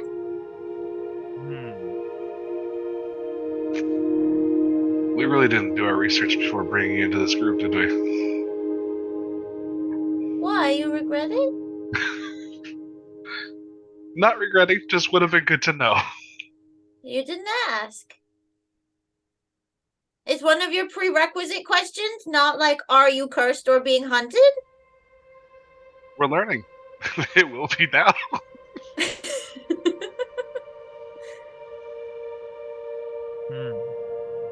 Dang it. This is, I'm checking something. I love right now, Padra said, wow, Rihu, rude. And I just hear Becca. For anyone that has heard Becca, that is exactly how she said it. Spot on, Patros. Spot on. Yeah. So what is, in this moment, Rajah, what, as you hear this and you kind of taking it in, what are your thoughts? Well, I'm just waiting for them to finish the conversation so that we'll have a more set up plan for what's gonna happen. Because I don't really care about the planning, just about the execution. But Actually, yeah, it's also like middle of the day right now, isn't it? mid-morning. Mid-morning. Yeah, like Okay. 9, 10. And I'm gonna cook some breakfast. You fire up the cooking area and start Doing figuring secondies. some stuff out. So I'm Being gonna that we had ask. breakfast in the tavern already. Yeah. How much can you eat, Rajah? Hey, Oh, I'm he not. can eat. When we're travelers like us, we gotta eat what we can eat. If the question is course. food, the answer is yes. Yes. Ham, bacon, or sausage? Yes. So I want to ask, just like, can you give us a background on like how the circus travels? Do they all travel together, or does like a group come to the city beforehand? Would I would know from my experience. Oh, yeah. So, I mean, typically they travel mostly together. I would just, if a couple of them need to set up in advance, then they'll send in whoever is just most well-versed in the setup situation. I have a couple of people that do that.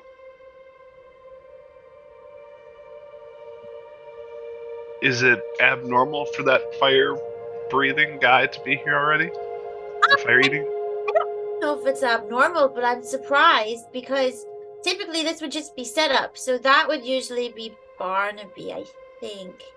And I haven't even seen the tent, so I don't know what he would be doing here without him. Well, it sounds like he was here for Zahara. I wonder Which why, means though.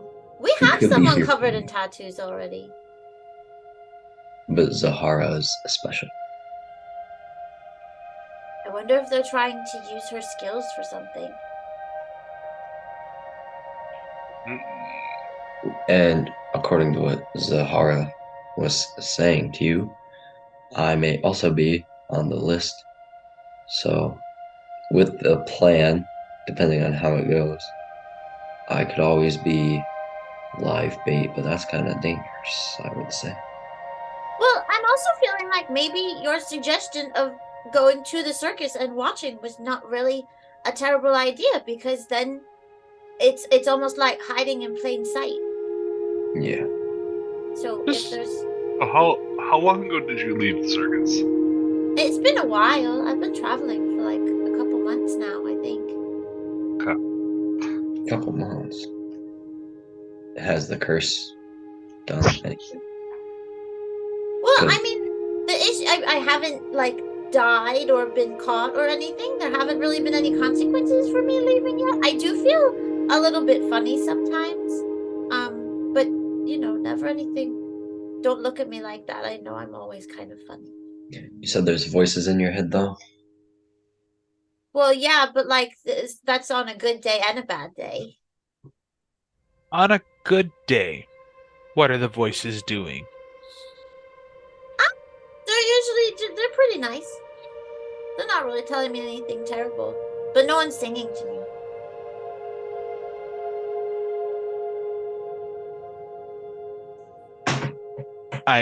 Okay. It sounds like the only way to go about this is to try and find and confront these individuals. I don't know. I mean, you're all nice and all, but I don't know about a circus. There's clowns there. Was that Zep? Yeah, that's it. Okay. Are you? Wait a second. Did you just say that you don't want to go to the circus because there's clowns? I mean, take that how you want, but kind of.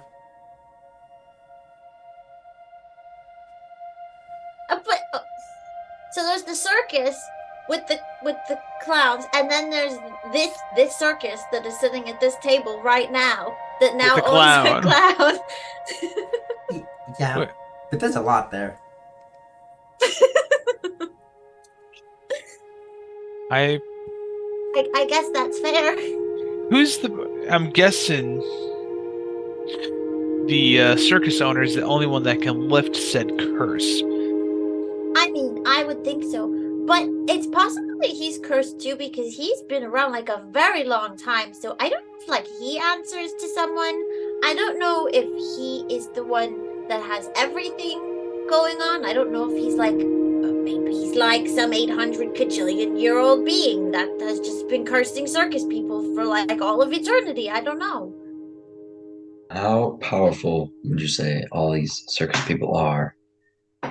All the acts. I mean, are you saying like if you were to take every individual circus performer in a fight, because it's very dependent on what they're good at? Yeah. Yes. Well, some of them are really scary, and then some of them are like just acrobats, and I really don't think that they're very strong. They're just really, really slinky. So what about the main performances? There was, what was it? There's that guy.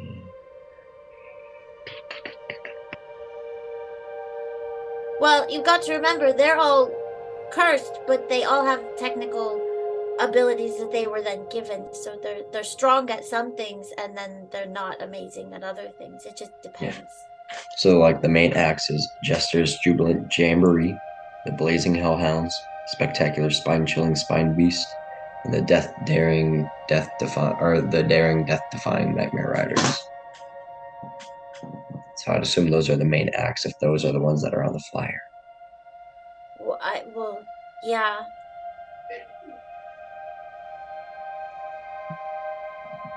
Just a Jubilee, you know that's referring to you. Yeah. Well, yeah. So I don't really know why I'm on there, because I haven't been there in like a minute. But I guess that they're assuming that I'll come back. But this pot is saying otherwise, so I think it's working.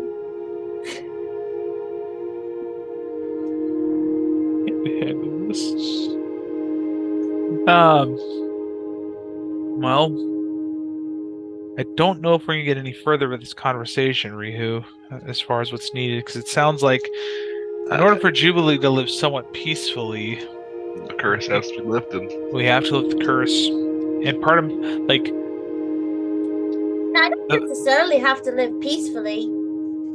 But voices in your head that are saying Jubilee, Jubilee, Jubilee, come back to me. That would be annoying over time. Go ahead and roll a will save as you hear this. Oh no. I am so sorry. I am so sorry. Ah! 12. Wow. I'm a horrible person. I am sorry. The humming comes back, and you look around. Your heart starts to pound in your chest. Your hands start to become clammy. You look around. Everyone can see Jubilee as her eyes are darting to every corner. And then it's peaceful. Can we can we not do that? I look at her and I'm like, I am so sorry. I did not mean to do that and have that effect. I just meant to say if we can try to find a way to get that voice out of your head, we should. Which makes me think maybe we go see Ignacia. Ignacia, excuse me. Yeah, I guess you could do that. Is there another pot here? There's no more pot there. There's no more pots there. Okay. Well, I don't have anything extra to put on now. So let's not do that again, because I'm really scared that if I'm gonna get upset and then I'm going to throw a sneaky dagger at you, and I don't want to do that. What made you leave the circus in the first place? Like, I realized what was going on. I was under the impression that any of us could leave at any time, but apparently that was not the case. And I'm trying to save my parents. okay.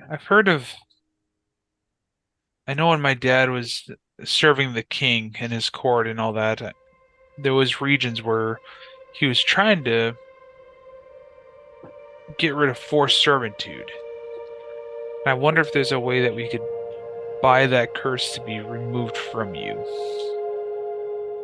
Maybe we go find a priest or a cleric. Maybe Guess they could. we could try to do something like that, but then wouldn't they need to? I don't know if lifting the curse from just one person is going to fix everybody. I think I need to figure out the way to fix it completely. But if we can remove the curse from you, that'll help you think more clearly. Correct? I mean, I don't know. It's just always been like this. Well,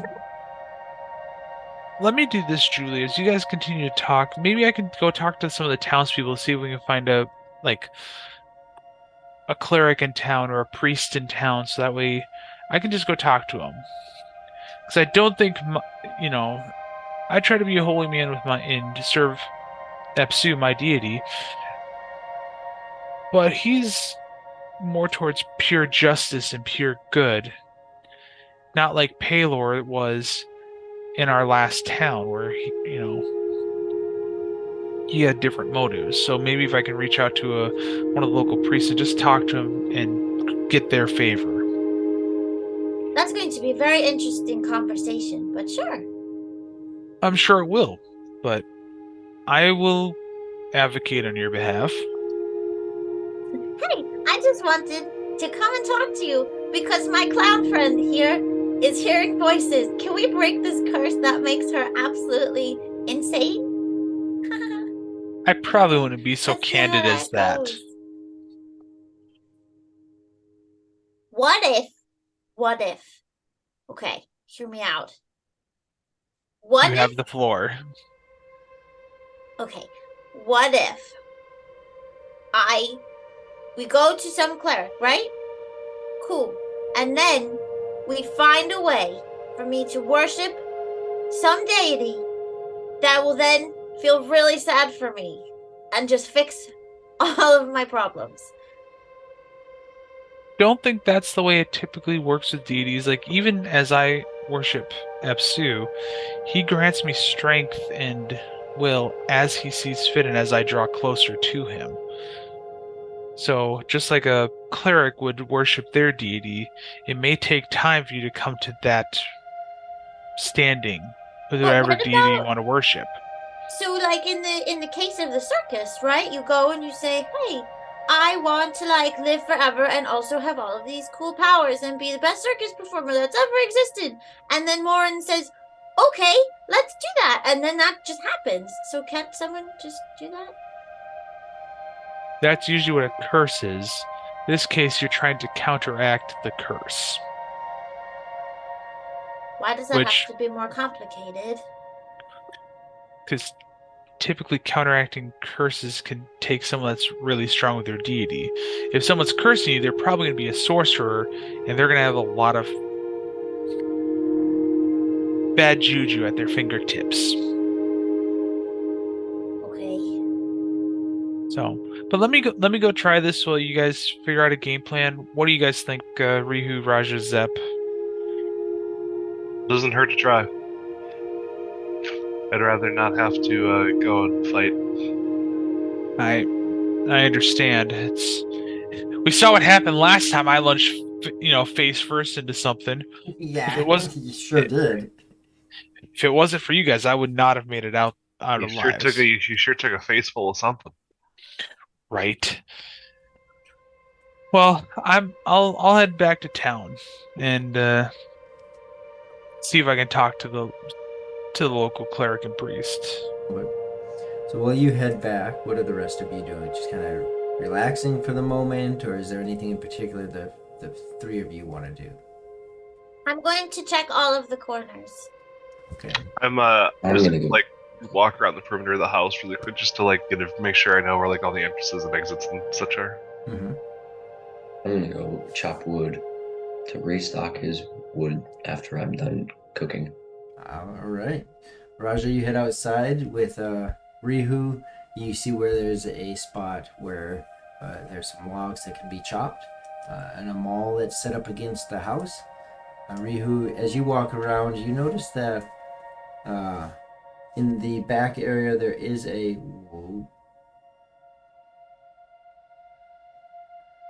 water wheel that's in the back. And then a couple windows, one on each side, and the door that's in the front. Jubilee, as you look through or look at each of the corners of this house,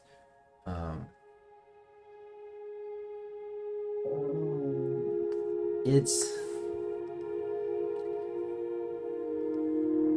just calm in your mind. You look and you don't find anything in any of the corners. And almost an eerie calm.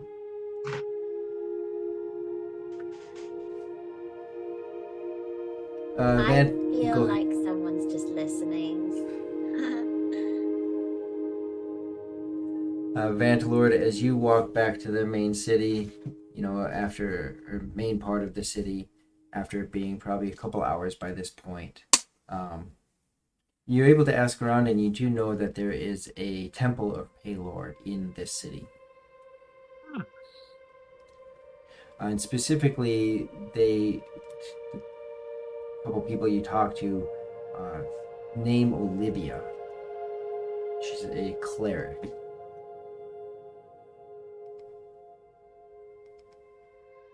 Perfect. I'm gonna approach her and how do I just think of this through out loud?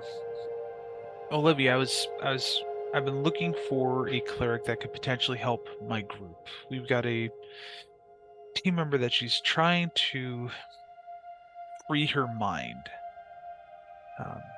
She joined a circus and they granted her something in exchange. They ended up putting a curse on her and she did not know that. Now she's trying to get rid of this curse and be free of it. Is this something that Paylor would be able to assist with?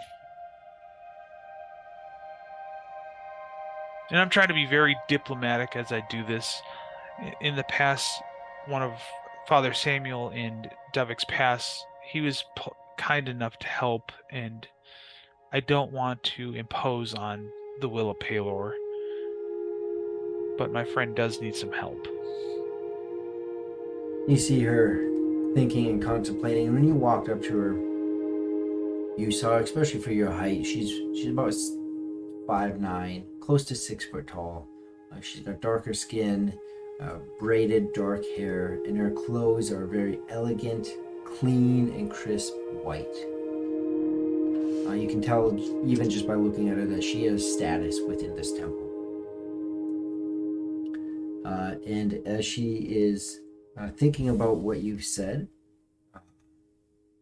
she kind of mumbles out loud about the circus and the curse and about Father Samuel. And with that, we'll go to break. Oh boy. So we will be back in 5 minutes with this and pick up with Olivia, the cleric of Palor here in Wood's Edge, and see what the rest of the party wants to do as they move forward with this. See you in 5 minutes. The mics will be hot, like always. Okay, I'm gonna go grab a drink. Cleric. And thank you again, everyone, for hanging with us. I know today's a lot of RP, but the time will come. Time will come.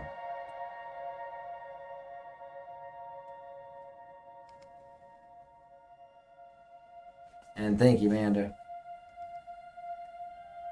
RP is wonderful. I do agree. Darth Ardio. I like RP. I like combat too, though. And I know Rajah Skylar is a huge blade slinging individual. But yeah, RPs are awesome.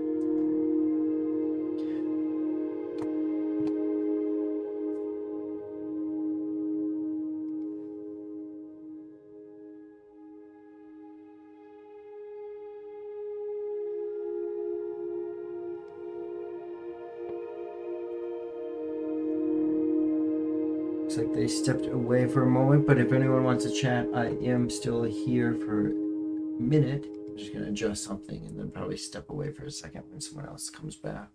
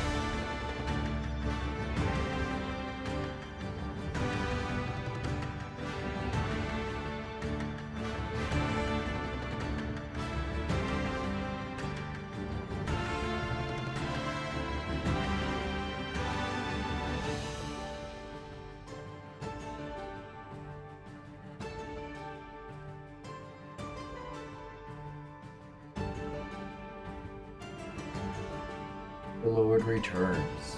Yep. I went to grab some cheese, and Emily and I found a new energy drink at Costco that I want to try. It's the brand's Aspire. Oh, and yeah, it's a yeah. mango lemonade. Yep. So I was like, I'll try it. I'll, paramilitary or anything. She's actually out organizing while listening to us. Nice, nice. So definitely want to. I think she wants to be a little more involved, at least, you know, in the insanity. It happened to Becca after she came to the second con, which was her first con.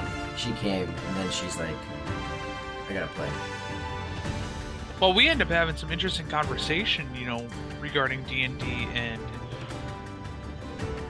just, you know, the role-playing aspect to make sure, like, how do you keep from having lines crossed? Because, you know, some people, I've been in community, you know, I've seen other communities like World of Warcraft or where people get so enthralled in their character that they forget what real life is. And we got talking about that aspect of, like, you know, a good group, a good DM may be able to spot when those lines are being crossed, so that way we can say, hey, pull it back a minute, this is, you know, you're going into a very bad gray area. Was this with Becca or Emily? It was just me and Emily talking on the drive from drive home from Minneapolis. Right. It was, you know, just good conversations, because there are people that For sure. just get that much into gaming. Yeah. I am here, by the way. I'm just working down this way. Oh, So, Mr. Invisible. Just the way that we like him. No, I'm just joking. So if anyone has questions for Banterwood and Rihu, they're here. Yeah. D&D or otherwise. Ask them their social and bank account. I'll take it. The only thing going through my head is, what's the code to the airlock? 1, 2. That's the same as it is on my luggage. The stupidity that is Tom's bad jokes.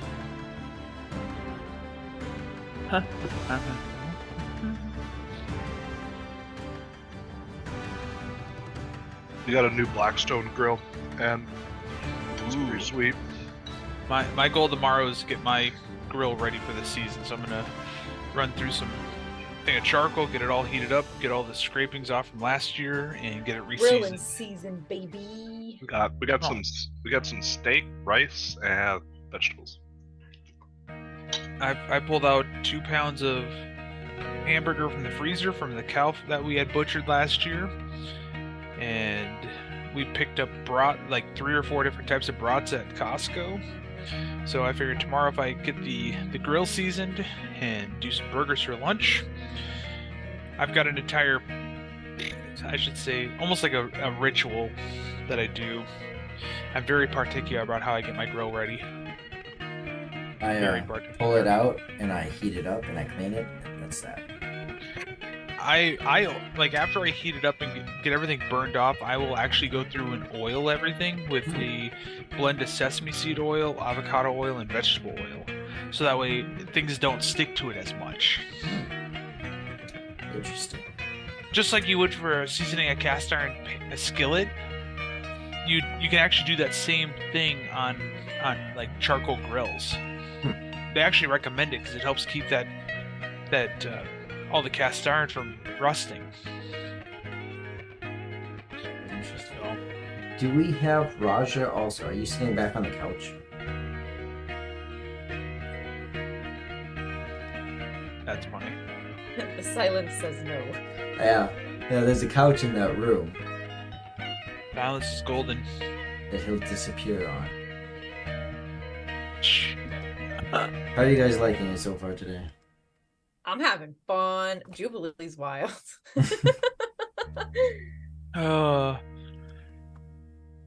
Jeez. The voices in your head. If I had known that was gonna happen when I said it, I wouldn't have said it. But oh well. It's no different than some other times I've had to do will saves on stream. That one.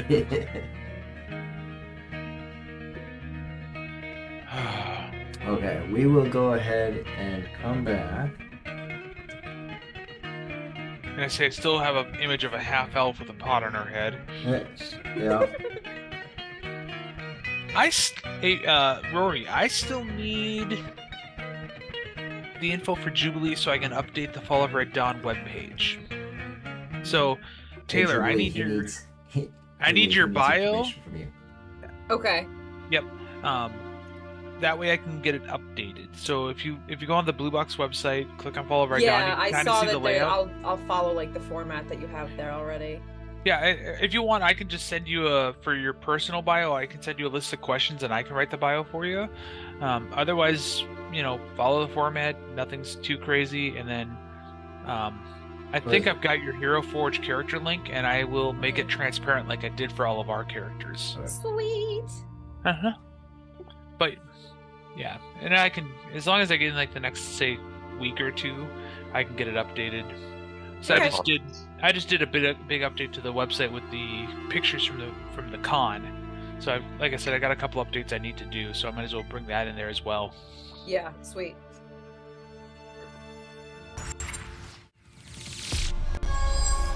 So yeah. Perfect. On that note, everyone should go check out blueboxrpg.com. Lots of stuff going on there. The calendar with the stream schedule is there, as well as the photos from the con, as well as the individual campaigns that you can see a little bit of a bio on each character. Where's the photos? On the website, there's actually a tab that says Blue Box Con.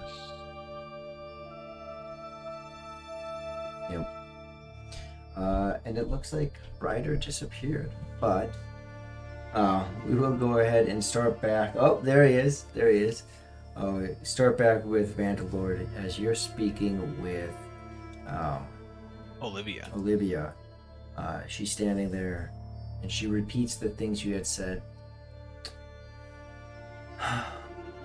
In terms of curses, there are some ways to deal with them. What is this you speak of with Father Samuel? When in Dovik's Pass, I had a very evil creature attached to me that Father Samuel was able to pray to Palor over and help remove it from me, because the creature was just so evil. And the only reason I mention him is because I've been honored enough to have other priests of Palor pray over me, and I was hoping that you'd be able to help my new friend with this evil. You kind of hear her just to herself, that is something to look into. Okay. Well, here, follow me. And she takes you briskly to the temple. You walk in, and it is pristine. It is nice. This place dwarfs what you saw in Dovik's Pass.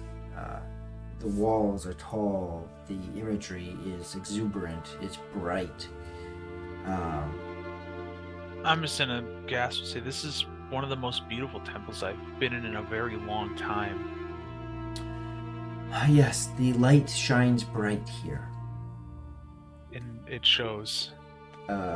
She continues to take you down the long path to the far end. In terms of breaking curses, it's a finicky thing. If it is a minor curse, we might be able to help. But if it is something more extravagant, something with deeper roots, then it is very dangerous to proceed that path. Well, let me describe what my friend has going on, and that way, like I said, I don't want to be too much of a bother, because I know sometimes deities don't like being called upon for the same thing over and over again. And as I'm saying that, I start explaining what's going on, where Jubilee had joined the circus, and they placed the curse on her, and now that she's trying to leave, she's got this voice in her head that's saying the same thing over and over again. And even when we went into the house, that she saw like a shadow move where no one was in front of it, and she ended up throwing a dagger at it. Yes, our minds can be finicky, even without anything going on. Without the light, we often don't see. when it comes to breaking curses, and this one, I am not sure. Part of the struggle is not knowing the origin of it. Okay. And so there are, generally speaking, a couple ways that she can pursue it. And again, I warn you, breaking a curse is never a light task. But depending on the nature, one, again, I kind of speak vaguely, I'm sorry. But it's understandable. I'm just, if I can just get guidance, that may be the biggest thing that could help. yeah, there are kind of three main ways that I know of that curses are broken. Four because of minor curses. Oftentimes, clerics or priests like myself can call upon our deities to actually just remove a curse. That tends to be with the more minor curses. We could try that, can't guarantee anything. The other three have to do with the bigger curses. One could be a divine trial. If it's that kind of curse, it could be that the individual or individuals need to prove themselves. If they do, or if the deity says they do, then it's lifted. Another way, and depending on the origin of it, if there is some kind of otherworldly being, something of the nine hells being involved, if it's possible to know the name of that being, there is great power in knowing one's name.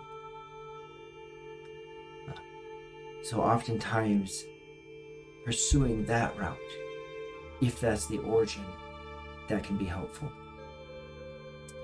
Then the third type, it just depends again on the circumstances, but if there are relics, items that have been tied, interwoven to the curse, or the individual who cast it to begin with, oftentimes need some kind of physical, tangible item to tether the curse to. Finding those, if they exist, relics, then that can also pull power over the curse. If, just out of curiosity, if it is a relic that it's tied to something physical, would the relic need to be destroyed, or just because I'm trying to learn from my own aspect? I've not had previous encounters with things like this. It would depend. And she kind of takes a step to the side and sits down on a chair with a pad on it. Some relics are the curse themselves. Some relics simply are the binding entity that keeps the curse going.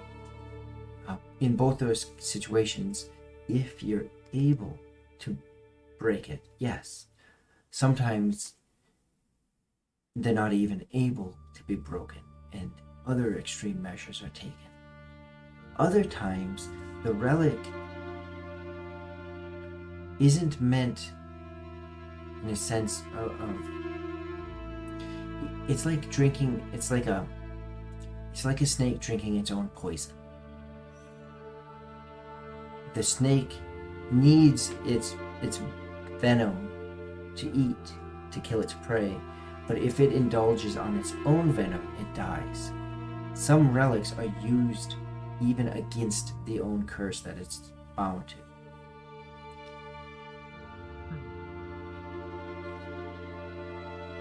I know it's confusing, and I have to keep repeating. It is a dangerous task if this is what's going on. And that I understand, and I appreciate the guidance, Miss Olivia. I'm guessing based on what Jubilee has told me, this probably isn't a minor curse. So I may have to seek out what's needed. I appreciate the time. I will go talk with the rest of my group.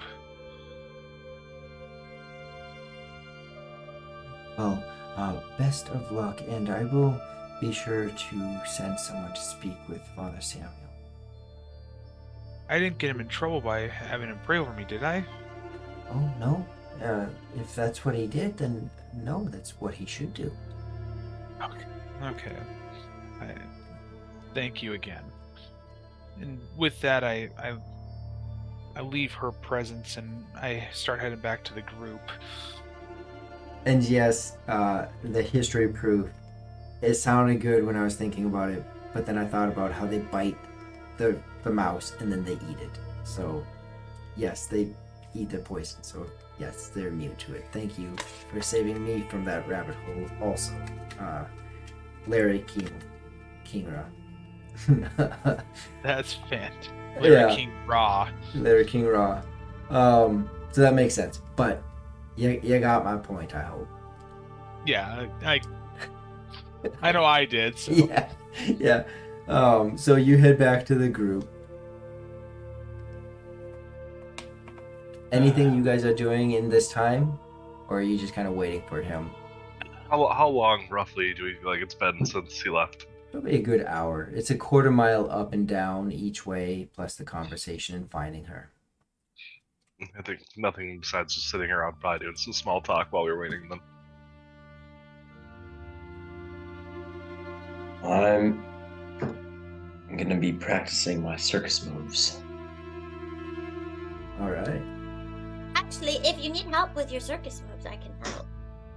Yes, please. Okay, Stop. so what do you want to learn? Jumping stuff. Okay. Superstar. You know what? Backflips.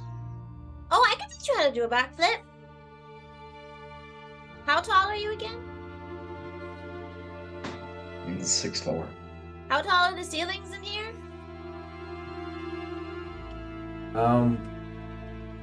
10-ish feet. But there's also okay. outside. Yeah, there's plenty of space. All right, so here's what you're gonna do. I'm going to. Do you know how to do a back bend? I don't even know what that is. Okay. So here's what you're gonna do. Ready? So I'm going to put my arm out here, and you're gonna try to bend your back over my arm, and like put your hands on the ground, like you're doing a bridge, but from standing. Okay. I'll Because attempt. yeah, if you're that flexible, then we'll just kick your feet over, and then you're like one step closer to doing a backflip. Okay. You'll have a spot. Then I can join a circus. Don't Not join yours. my circus, though. Not yours. We are okay. I'll just join a circus, and then I'll leave. I'm gonna join and then immediately leave. I'm gonna join, get cursed, and leave. What's the name of your circus? Oh, I eat, shoots, and leaves. So, Vandalord, you walk into this kind of comical, lighthearted moment as Rajah's trying this back bend, bridge, flip. Rajah's kind of poking around at what they're saying after he looked at the perimeter, just relaxing there with them. And that's what you walk into. What are you guys doing? Was I really gone for that long where someone's lost their mind? We're doing circus stuff. Isn't that how Jubilee got into this fiasco? Born into this fiasco, thank you very much. Okay. I didn't realize that you were born into it. I thought you voluntold. No, I did not. Okay. Well, I'm sure that you guys would love to hear what transpired in the temple. Yes. Please. But also, look at how good Rajah's getting at his backflip. I would love to see Rajah do a full backflip. Well, we're not there yet. We're working. Oh, no, he needs to do a full one. I'm Rajah, go attempting ahead right and now. Rajah, roll an acrobatics check. I'll do Yes. it right now. Oh god. Oh no. Oh no. Yes, this is Natural what I was 20. forcing. I was trying to force this. It's a what? Natural 20. Dang it! Jubilee, you have never been so proud. As you step back, Rajah takes a step forward, like he does a bit of a hop skip forward as he flips up into the air and he pulls off a backflip, and you start to get concerned, like, oh no, because you start to see him roll into a second one and it doesn't look like he's gonna make it. You take a step forward as he pulls his body together, tightening it up, spinning it that last little bit, landing in a crouched land on his feet, doing 2 backflips. I'm just gonna leave. I'm gonna walk out the door. Double backflip and then just Not gonna say anything. Just Like walk. someone just dropped the mic. Hey there, Total. Yeah. Thanks for joining us. Totally Erica. Okay. I don't know. how to There's say no names. spaces in there. You just butchered that man. I butcher every name. I avoided the call list in the Marine Corps like the plague. Because unless it's Smith or Jones, I can't say it. I say, yep. That's the reason why I don't say my last name out loud. Yeah. It's just totally Erica. Yeah, okay. It was all bunched together. I don't know. How to read Vantelord's new book, How to Lose New Friends and Alienate Team Members. Okay, Pat. You're bravo. So Rajah walks out in an air of confidence and like, whew. Okay. That was well, I mean, I'm in the corner and I'm just impressed. that was yeah, wow. Well, I see we have 2 team cheerleaders now. With that, let's get serious, guys. So I was able to meet up with a very nice cleric named Olivia. Actually, was also a cleric of Palor. What does that mean? So Palor was the last deity that assisted our group and helped me get back up to full strength after a very, very evil monster. In fact, we're still trying to figure out where this monster came from. But she stated that there are a couple ways that we could lift a curse, but it could be very dangerous. And especially if it's a major curse like this. And as I'm talking about this, I start going into more detail regarding what Olivia said, including some of the ways that may need to be done for a major curse, such as, a divine trial, or knowing the name of the worldly being that could be involved, and all of this. So, and if you guys want, I can copy and paste my notes into the group chat for outside. And after going on for about 5 or 6 minutes, I finally come with this conclusion. I'm like, so how do we want to go with this? Do we know if it's relic based? Do we know if it's a worldly being based? Jubilee, the circus owner, did he happen to have anything that he always kept around him? Would there be anything that I noticed specifically? Go ahead and roll I think it would be a history check. Just like see what you can remember. Mystery. Glittery. Reggie Tales. where the heck is my history? Under knowledge history. Aha. Okay. Oh, that's not good. Oh, good, a 3. Um, I'm gonna die. you hear the voices again. As you're I trying think to we'll save. you're trying to remember what he had on him or what might be around him. At the moment, and you've been around Marin and all the others literally your whole life. Um, and eventually you just got used to seeing things. So it's on the tip of your tongue. Even, I mean, for you, because you've just always been there, right? A 3, you can't remember it, but you know that there's things that everyone has that they all carry with them. But you just can't grasp if there's anything significant to it. Yeah, I don't know. He always wore the same things, and that, like, it was maybe something important. But I don't know. I was just used to seeing him with the same things all the time. Is there Same something in his things. coat? There's something in his coat. I don't know. I was never in it. Like, did anybody check his coat? Are you talking about the coat that we found in the room, or the coat that the circus leader owns? What do you mean by that, Rajah? Just for my sanity. Isn't the coat that we found in the room the one that the circus owner? It's a Oh cloak. no, that's the fire breathers. Oh, Yeah, I that's thought a it was. cloak.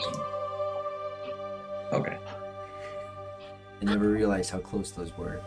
Well, We should probably still check that though, because what if they have like some kind of something in it that's been tracking us this whole time? It's sitting on the table right now, so you can look at it.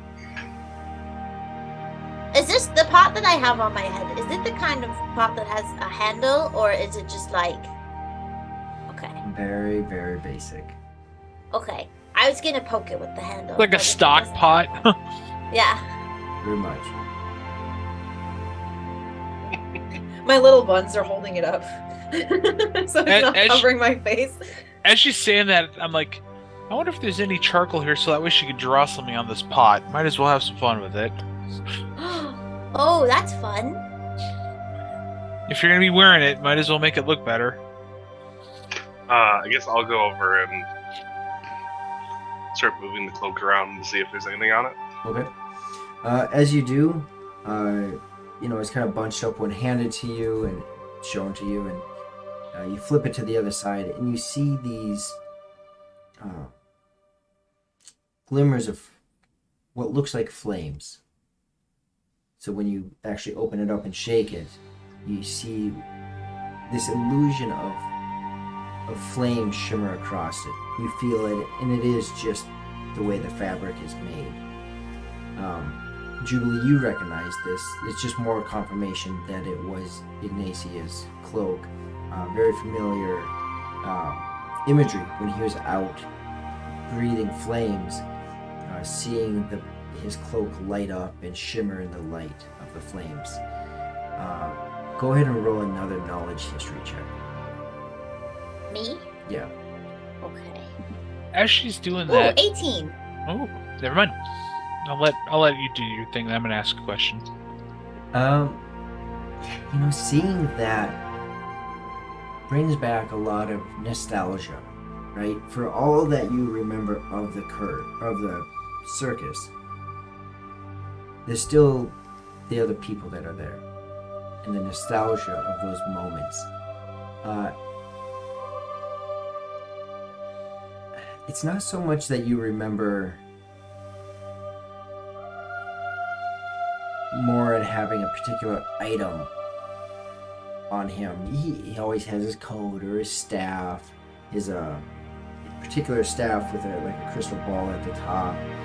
He was very much a showman of showmans. He made the show come to life. But you do know that there was particular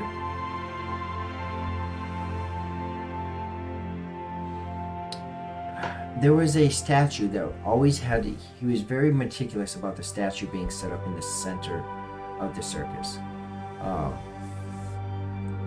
That particular one was a statue of a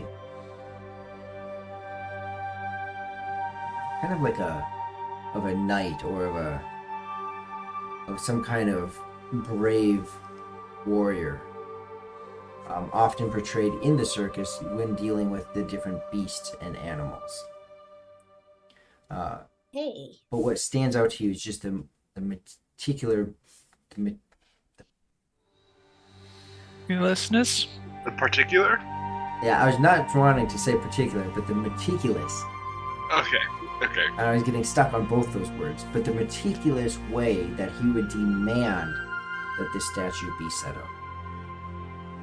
Got it. So, Marin and the Flame Breather are two different people, or Marin and the owner are two different people? No, Morin is the owner. Marin is the owner. And then the Flame Breather guy is the one with red skin. Yes. Okay. Can I take his coat? Thief. No. I mean, I don't see what. Listen, you left it behind. So, finders keepers. Out of curiosity, the flyers for the circus, does it have a picture of Morin on them?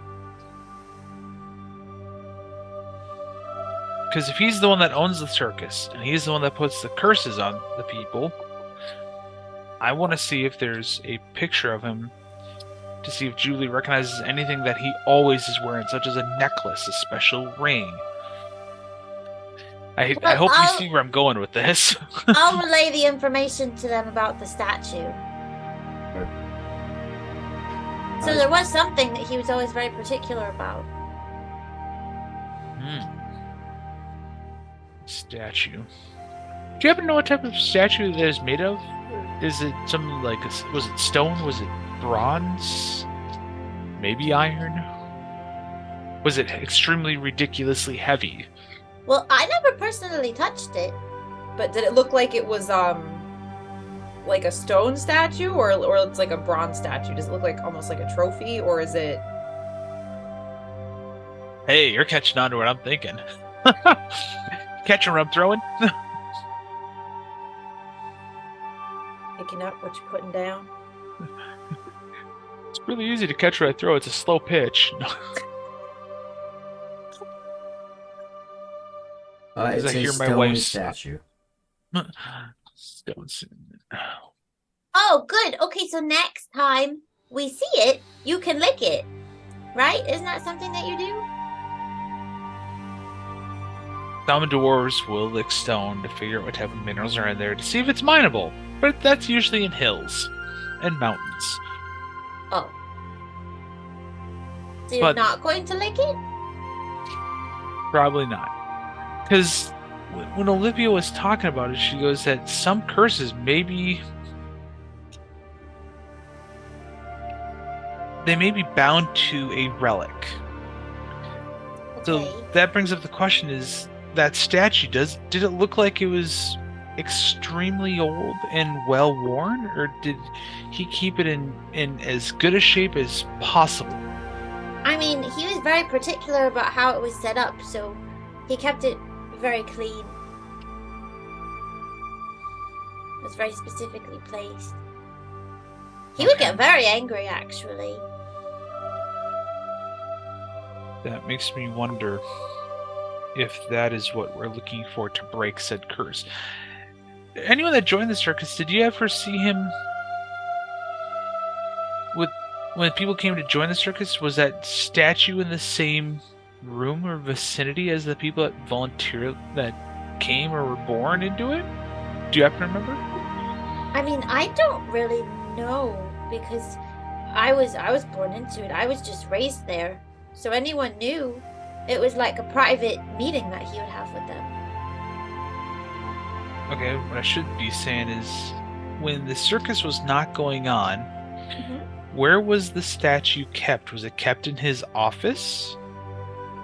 Oh, I think so. He always kept it like in his.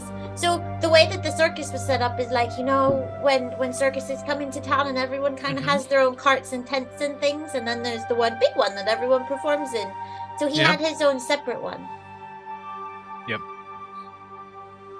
And that's where he kept the statue when the circus wasn't going on. I would assume so. He was always just very careful with it. Zep interrupts. Wait.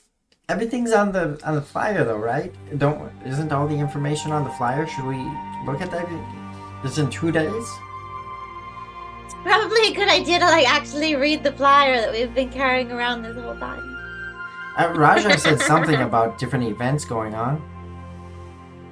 Yeah, so the show is broken up into segments. They're all different types of acts. So, Well, and we if want you're to look at hearing those. the voices in your head now, that could mean maybe that statue's close. If that is the relic. If it is a relic. Unless he's just casting something, but I don't know. Seems like our best lead right now. That's what I'm Yeah. thinking. I'll take the flyer and start to look at it. One of the many copies that we have. And on the flyer, you'll see a series of games. And Jubilee, you're familiar with these games. Some different circus events that are there besides the main attraction that Rajah previously read out. You also see some other attractions that you guys very often have. They're just not the main attraction. For example, you see a list. One is the Strength Showdown. Another one that you see on there is the Yelling Yodel. Another one you see on there is the Arcane Assortment. And then there's just a couple others. One is the Goblin Toss. Eat the gnome. The other is Archery Arena, and Ladder Climb. Are those events everyone can participate in? Yeah, Jubilee, you would know that these are open to everyone. Yeah, it's so there's the circus with the performances, and then there's a carnival. Mm-hmm. That sounds fun. It is really fun when you're not the one cursed. It'd be fun if there wasn't a curse hunting. What was that, Rihu? It'd be fun if there wasn't a curse hunting and a missing person right now. Yeah, that would be really nice. That'd be so nice, and I wouldn't have to be wearing mace because my hair looked really nice today. And now I have had this pot on my head, and it's warm. You take it off and put a different pot on your head. There are no other pots. I already checked. Well, that pot is a steal of a deal.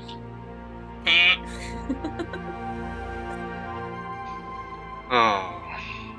I wonder if people performing this carnival get cursed without knowing it because they're participating in the circus's events. What do you mean? Well, you're saying that people can voluntarily join the circus in exchange for something, but they get cursed in the process.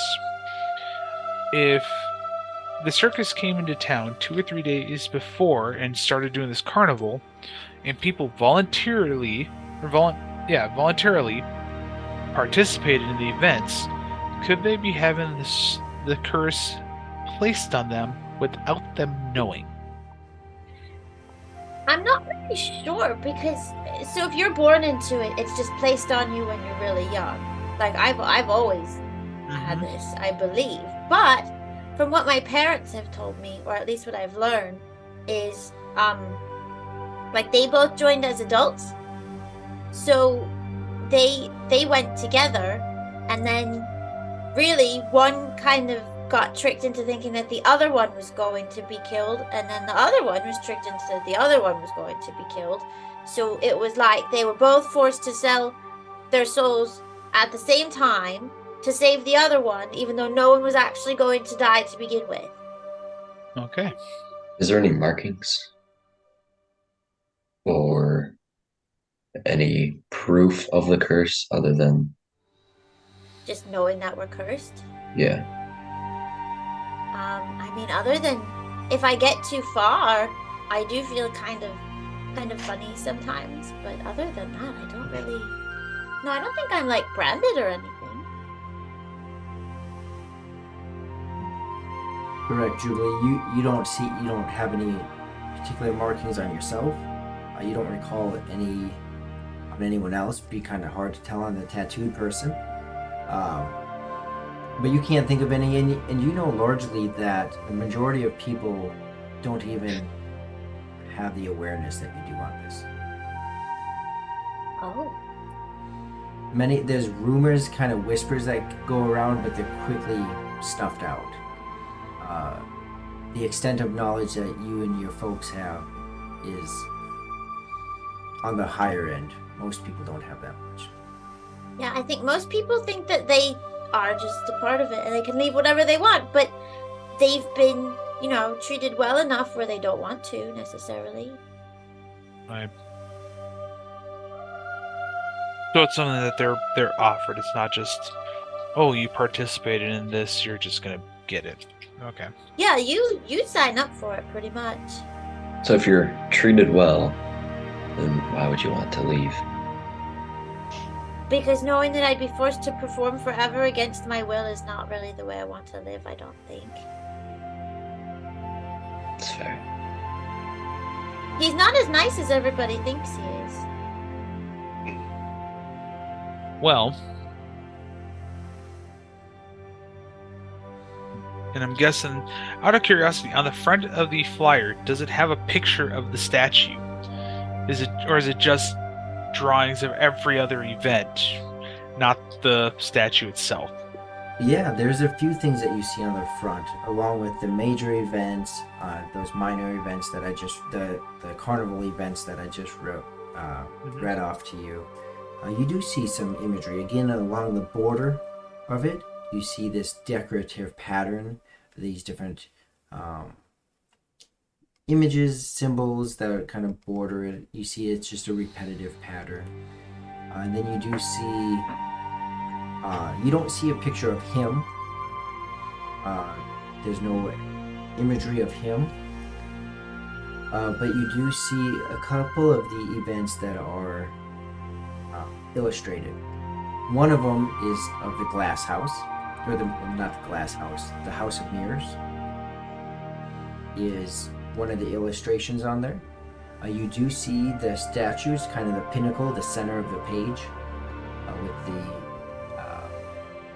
House of Mirrors off to one side of that. And then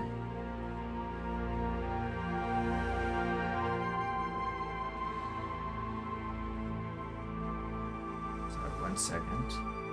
Forgot if there's a third image or if it's just those two.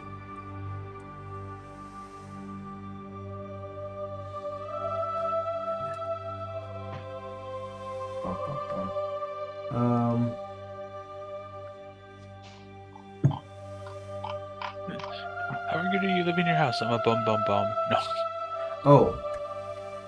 So there's the three images. There are three images that are there. One is of the statue, one is of the House of Mirrors, and one, Jubilee, you recognize this harp player. It is amazing as they play the harp. So there's a picture of the harp. It's one of the kind of pinnacle events of the circus.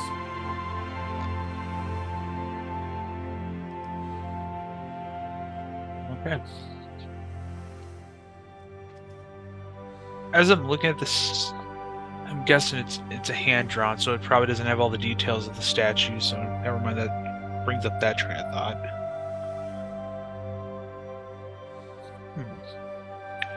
So we don't really know where the circus folks are as of right now, correct? No, they're all kind of separate right now, as far as I know. We only have the cloak from the one, and then I've been hearing the song, but other than that, we haven't seen anybody.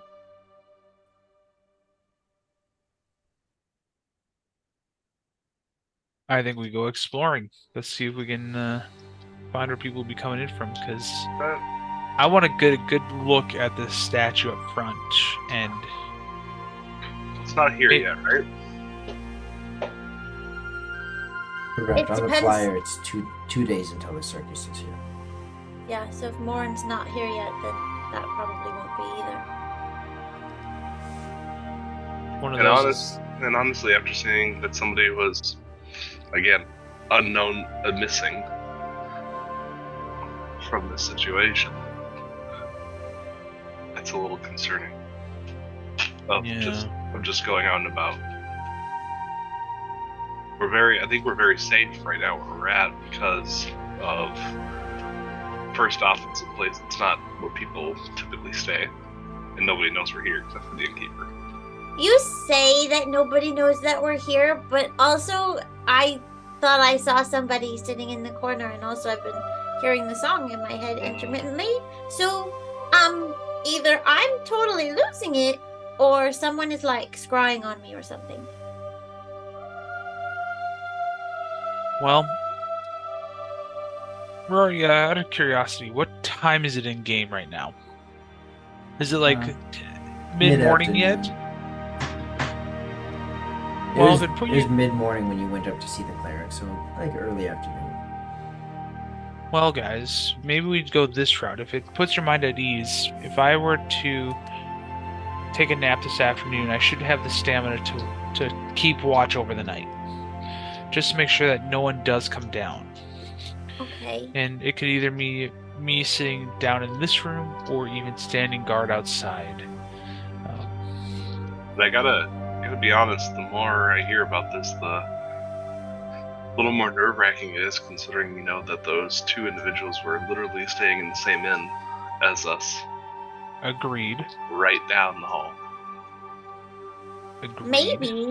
Maybe they didn't know that they were right down the hall from us. I don't think they did know, or else I think we would have had a much larger issue. Yes. So Unless they were scoping us out. Which I didn't think about until right now, and now I'm scared. Just being a little paranoid quickly, since I know where all the windows are, I'm just gonna take a quick walk around. Just wanted to make sure there's like nobody outside or following us. are you gonna shut said window shades if they're open? Yes. Right. You take a peek out, you don't see anyone. Windows are closed. It's only the middle of the day, though. The It's- sun was gonna come out. Well- So what? Go ahead. No, Well, you then go I'm ahead. just- What That's do what the? Oh, Sorry. sorry. No, you go, Rajah. Okay. What do the rooms look like? Like, is it just one big room, or is there a whole bunch of little rooms? Because Go ahead. I was just gonna say, because based on the way, from what I understand, the way these individuals work, it'd be probably better if we're not sleeping alone in our own separate rooms. Because you said it looked like it was not a big struggle with with Zahara. And so having a second person, even just in the same room, would probably help out a bit. Yeah, you have the main area downstairs, kind of what we'd consider a dining room kitchen area. And then upstairs is just a flat for sleeping. It's Brahm's place. It looks like it's made for one person, but the upstairs, it's still a decent size upstairs. But that's the living quarters up there, and then the awake quarters on the bottom. No matter what we do, I'm definitely campaigning for the fact that we should stay together, because exactly like you mentioned, Rajah, I'm a little concerned at the kind of unknown power and people that are part of this circus. Well, I think that settles that. So do we want to take turns keeping guard tonight to make sure none of us go missing, especially if, again, if Julie's hearing that song going through her head? if people are on the lookout for Rajah, and if people are going after Jubilee, we may need to be able to do that. And we still have no idea how this all ties into the warning that we received regarding Rajah. No, because we have to find her, so my concern is that the circus has her somehow. The other thing is, we don't know, does this play into what we saw in Dubbock's past with that mysterious creature? I mean, could they all be coming from the same evil? Seems a little doubtful at this point, just from my perspective, but I have so many concerns. you never know. So then for the rest of the day, are the 5 of you, the 4 of you, staying in this house and then working in shifts over the night? Yes. Yeah, I think we should just use the big common room just as a sleeping quarters for us all to stay together. Okay. So, with the working shifts, do we want to, and this is Vantilor talking, do we want to take it in longer shifts so that way you guys can sleep longer? Because if that's the case, maybe doing 2 4-hour shifts instead of doing what we've done previously, a couple hours, doing a 4-hour. I'm okay with that. That's fine. Yeah. And with that, if you guys want, I will take the second shift when it's usually the darkest, because Dad always told me that it's always the darkest before the sun comes up. Let's use the darkest before the dawn quote. Yes, I did. Absolutely. So what is your shift order? Vantilord's second. Mm-hmm. I'll go first. Okay. I'll take whatever, really. Are we planning on doing 2 people per shift? Probably. And are you shifting through the rest of the day hours? Or are the 3 of you? I think once we have dinner, then we start shifting. Yeah. Yeah. I don't think guarding is necessary at this moment because we're all together. Right. If we're all together, we're all awake. I was just gonna take a nap if they wanted me to watch the entire night. That's what I was thinking. Well, that's what I was getting at was Vanillord, is I think we can kind of just have a normal Alright. time until we eat, and then you could sleep first, and then come wait for your later shift. Okay. So Rihu, Vantilord, Jubilee, Rajah, Jubilee. Sure. Yeah. I'll go last. Okay. So you'll be with me then. Okay. Sure. Okay. Vantilord, you're going. I'm the second shift, so it'd be probably It's from the first 4 hours and then the second 4 hours. Oh, you're going 4 hours instead of 2 hours? Yeah. Yes. Okay. That way, there's always 2 of us. That way, we can keep each other alert. In this moment, I feel like Zep would just be like, "Well, I just need to get my beauty sleep, so I'm gonna sleep the whole night. I couldn't do anything if anybody showed up anyway." Okay. Again. So then, Oh, is Bron coming? Is this his house? Or He is said this... we could stay here. I mean, I don't know. So he said is he that coming? you can use it as you need. Kind of indefinitely, that you can use this place anytime you need it. I got the sense that it's like a spare house that he has. It's got a nice guest house. Yeah. Okay.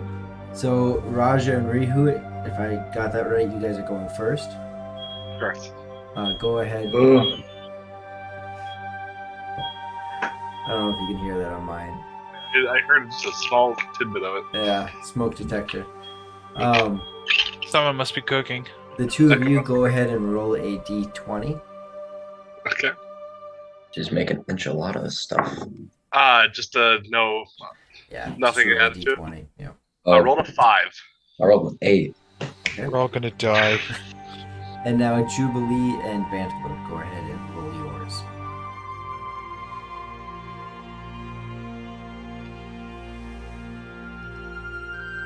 Ouch. An 8. Okay. Oh, you were muted. There's a 15 now. It was a 15. You're good at reading lips. Rajah, did you also have a 15, or were you reading her list? No, I was because her. I had an 8. I was just muted. Wow, good job. Okay, Jubilee, you got a 15? Yep. Okay. So 8, 5, 8, something like that. All of you Two go eights. under 10. And then 5. Yep. Jubilee, you know, Rajah, Rihu, as you go through the first part of the night, everything is pretty interesting, pretty normal. You talk to each other. Nothing out of the normal. It's kind of a peaceful area, actually. It's just pretty quiet. Vantalord, you're kind of at ease, enjoying the smell of the dew on the grass as it forms over the night.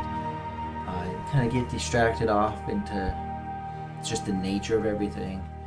Jubilee, go ahead and roll a will save. Oh, no. Session 2, Jubilee gets killed off by the voices in her head. I got a 4. Jubilee, you look over to Vantalord just as a... I just need to step over here for a minute.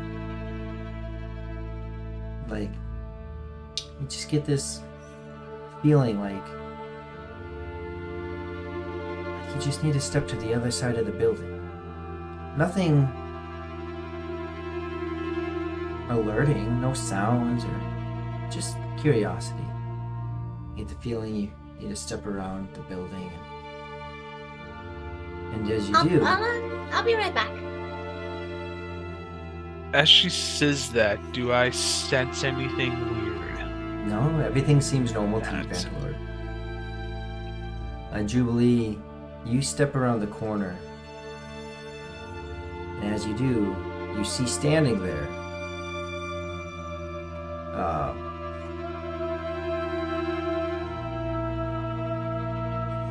Ignatius. That's not good. And he looks at you as you get closer and closer to him. He doesn't touch you. But you hear him. Oh, Jubilee, Jubilee, Jubilee. It's time to come home. We miss you. He misses you. And that's where we'll end today's session.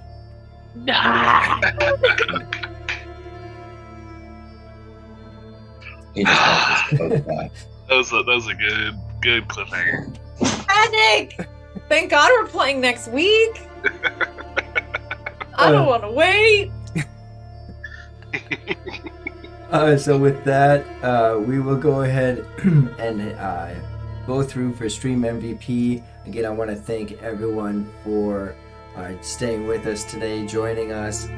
Stay with us as we raid. Lord Gazumba should be on, so we'll raid him. But let's go ahead and do the Stream MVP, and then we'll get that poll up there. Thank you, Dorth Audio. Thank you for joining us today. Thank you, Pat Draws, Larry Kingra, and I know there's others as well. Thank you all. Rihu, why should you be Stream MVP? Hopefully me get to go first. Surprise, surprise. You hit the top left in my screen. Rajah, why should you be Stream MVP? Rajah should be Stream MVP because he did a double backflip on his first try ever. And then also on a more serious note, he's being hunted because he's so cool. They need it. So what can I say? Yeah. I like it. Okay. Vantalord, why should you be Stream MVP? I took the time to go reach out to a cleric, just tried to lift the curse off of Jubilee, and got knowledge on potential ways to lift the curse, even if it is dangerous. Very and Rihu. I feel like I turned into Detective Rihu during the session and came up with a plan for us to start gathering intel and kind of taking some of the next steps. So I feel like that was my role today. And Jubilee. Why should you be stream MVP? Oh, that was good. Come to me, Jubilee. I have turned kitchen pots into head accessories. And also, I'm being hunted. And I changed my cloak for all of you. Right, the poll is up. Vandalord, Rihu, Jubilee, and Rajah. Vote for Stream MVP. They do receive 500 XP from this, so it does help out their character in whatever way that you think they deserve it. From roleplay to if there was combat to the way they encountered different situations, seeking out information. So in whatever facet you deem. With that, as we wait for that, there should be a little bit more time, plenty of time for everyone to hop in there and get those votes going. I'm gonna check out what we got going. As everyone's trying to help Jubilee get caught up on XP dust. No love for Vantalord or Rihu. And I Poor don't Rihu. see... It's a runaway train today. Right? I don't see Lord Choo-choo. Gazomba today. That's weird, because he usually is Sundays at about this time. Uh-huh. It's a Memorial Weekend. I suppose Memorial Day Holiday weekend, that's Oh, probably that going to could be a big factor. But we do have... Is Guild Superior on? No. I don't have anyone to raid into today. Unless Whoa. Amanda, unless you know someone that try to be That's- careful who we raid into.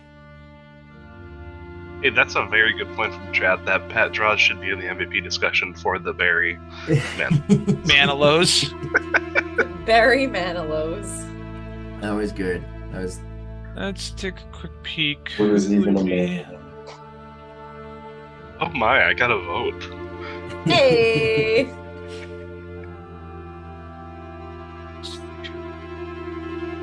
So while we wait, instead of just being in quiet, since we also have no one to raid into at the moment, chat, feel free to throw a total party kill is on. You know, if I can No. Please no. bring it. So let's see here. Who's going to be voluntold for my one shot if we do a TPK? But Listen, if there's any you're questions, gonna run a one shot like that, No, I will charm. hold.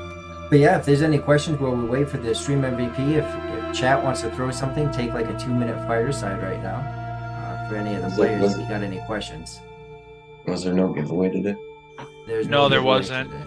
Yeah, the last stream they did a Tailspire license, so Jubilee, you got the stream MVP. Oh, thanks, 2 weeks in a row. Go Jubilee. You all just love to hear me talk like this. I get it. The voice is very consistent. I gotta give you credit on that. Yeah, I Try, gave up I on voices. tried. I'm terrible. I will be speaking with the group. I do hope to have a giveaway for next week. But I really appreciate the fact that all of you come, even when there isn't one. You hang out for the whole session. We really appreciate you all being here, and thank you to all the players. You guys are awesome. Can I interject with one thing? Yeah. I feel like since it is Memorial Day weekend, Yeah. it is worthwhile to we have 2 of you here in our group to celebrate some veterans between you and Tom. So thank you for your service. yes, thank you. I will accept Yeah.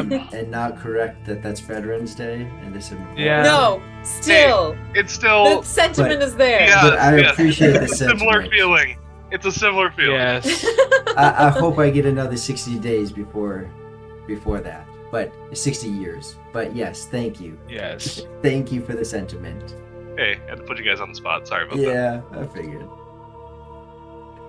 Okay. Well, I appreciate you all, players, viewers, mad chatters. You guys are amazing. Have a wonderful rest of your weekend, and for all of you who have tomorrow off, enjoy the sun, and stay safe out there. Yep, stay safe. See you, People get everyone. tomorrow off. Bye.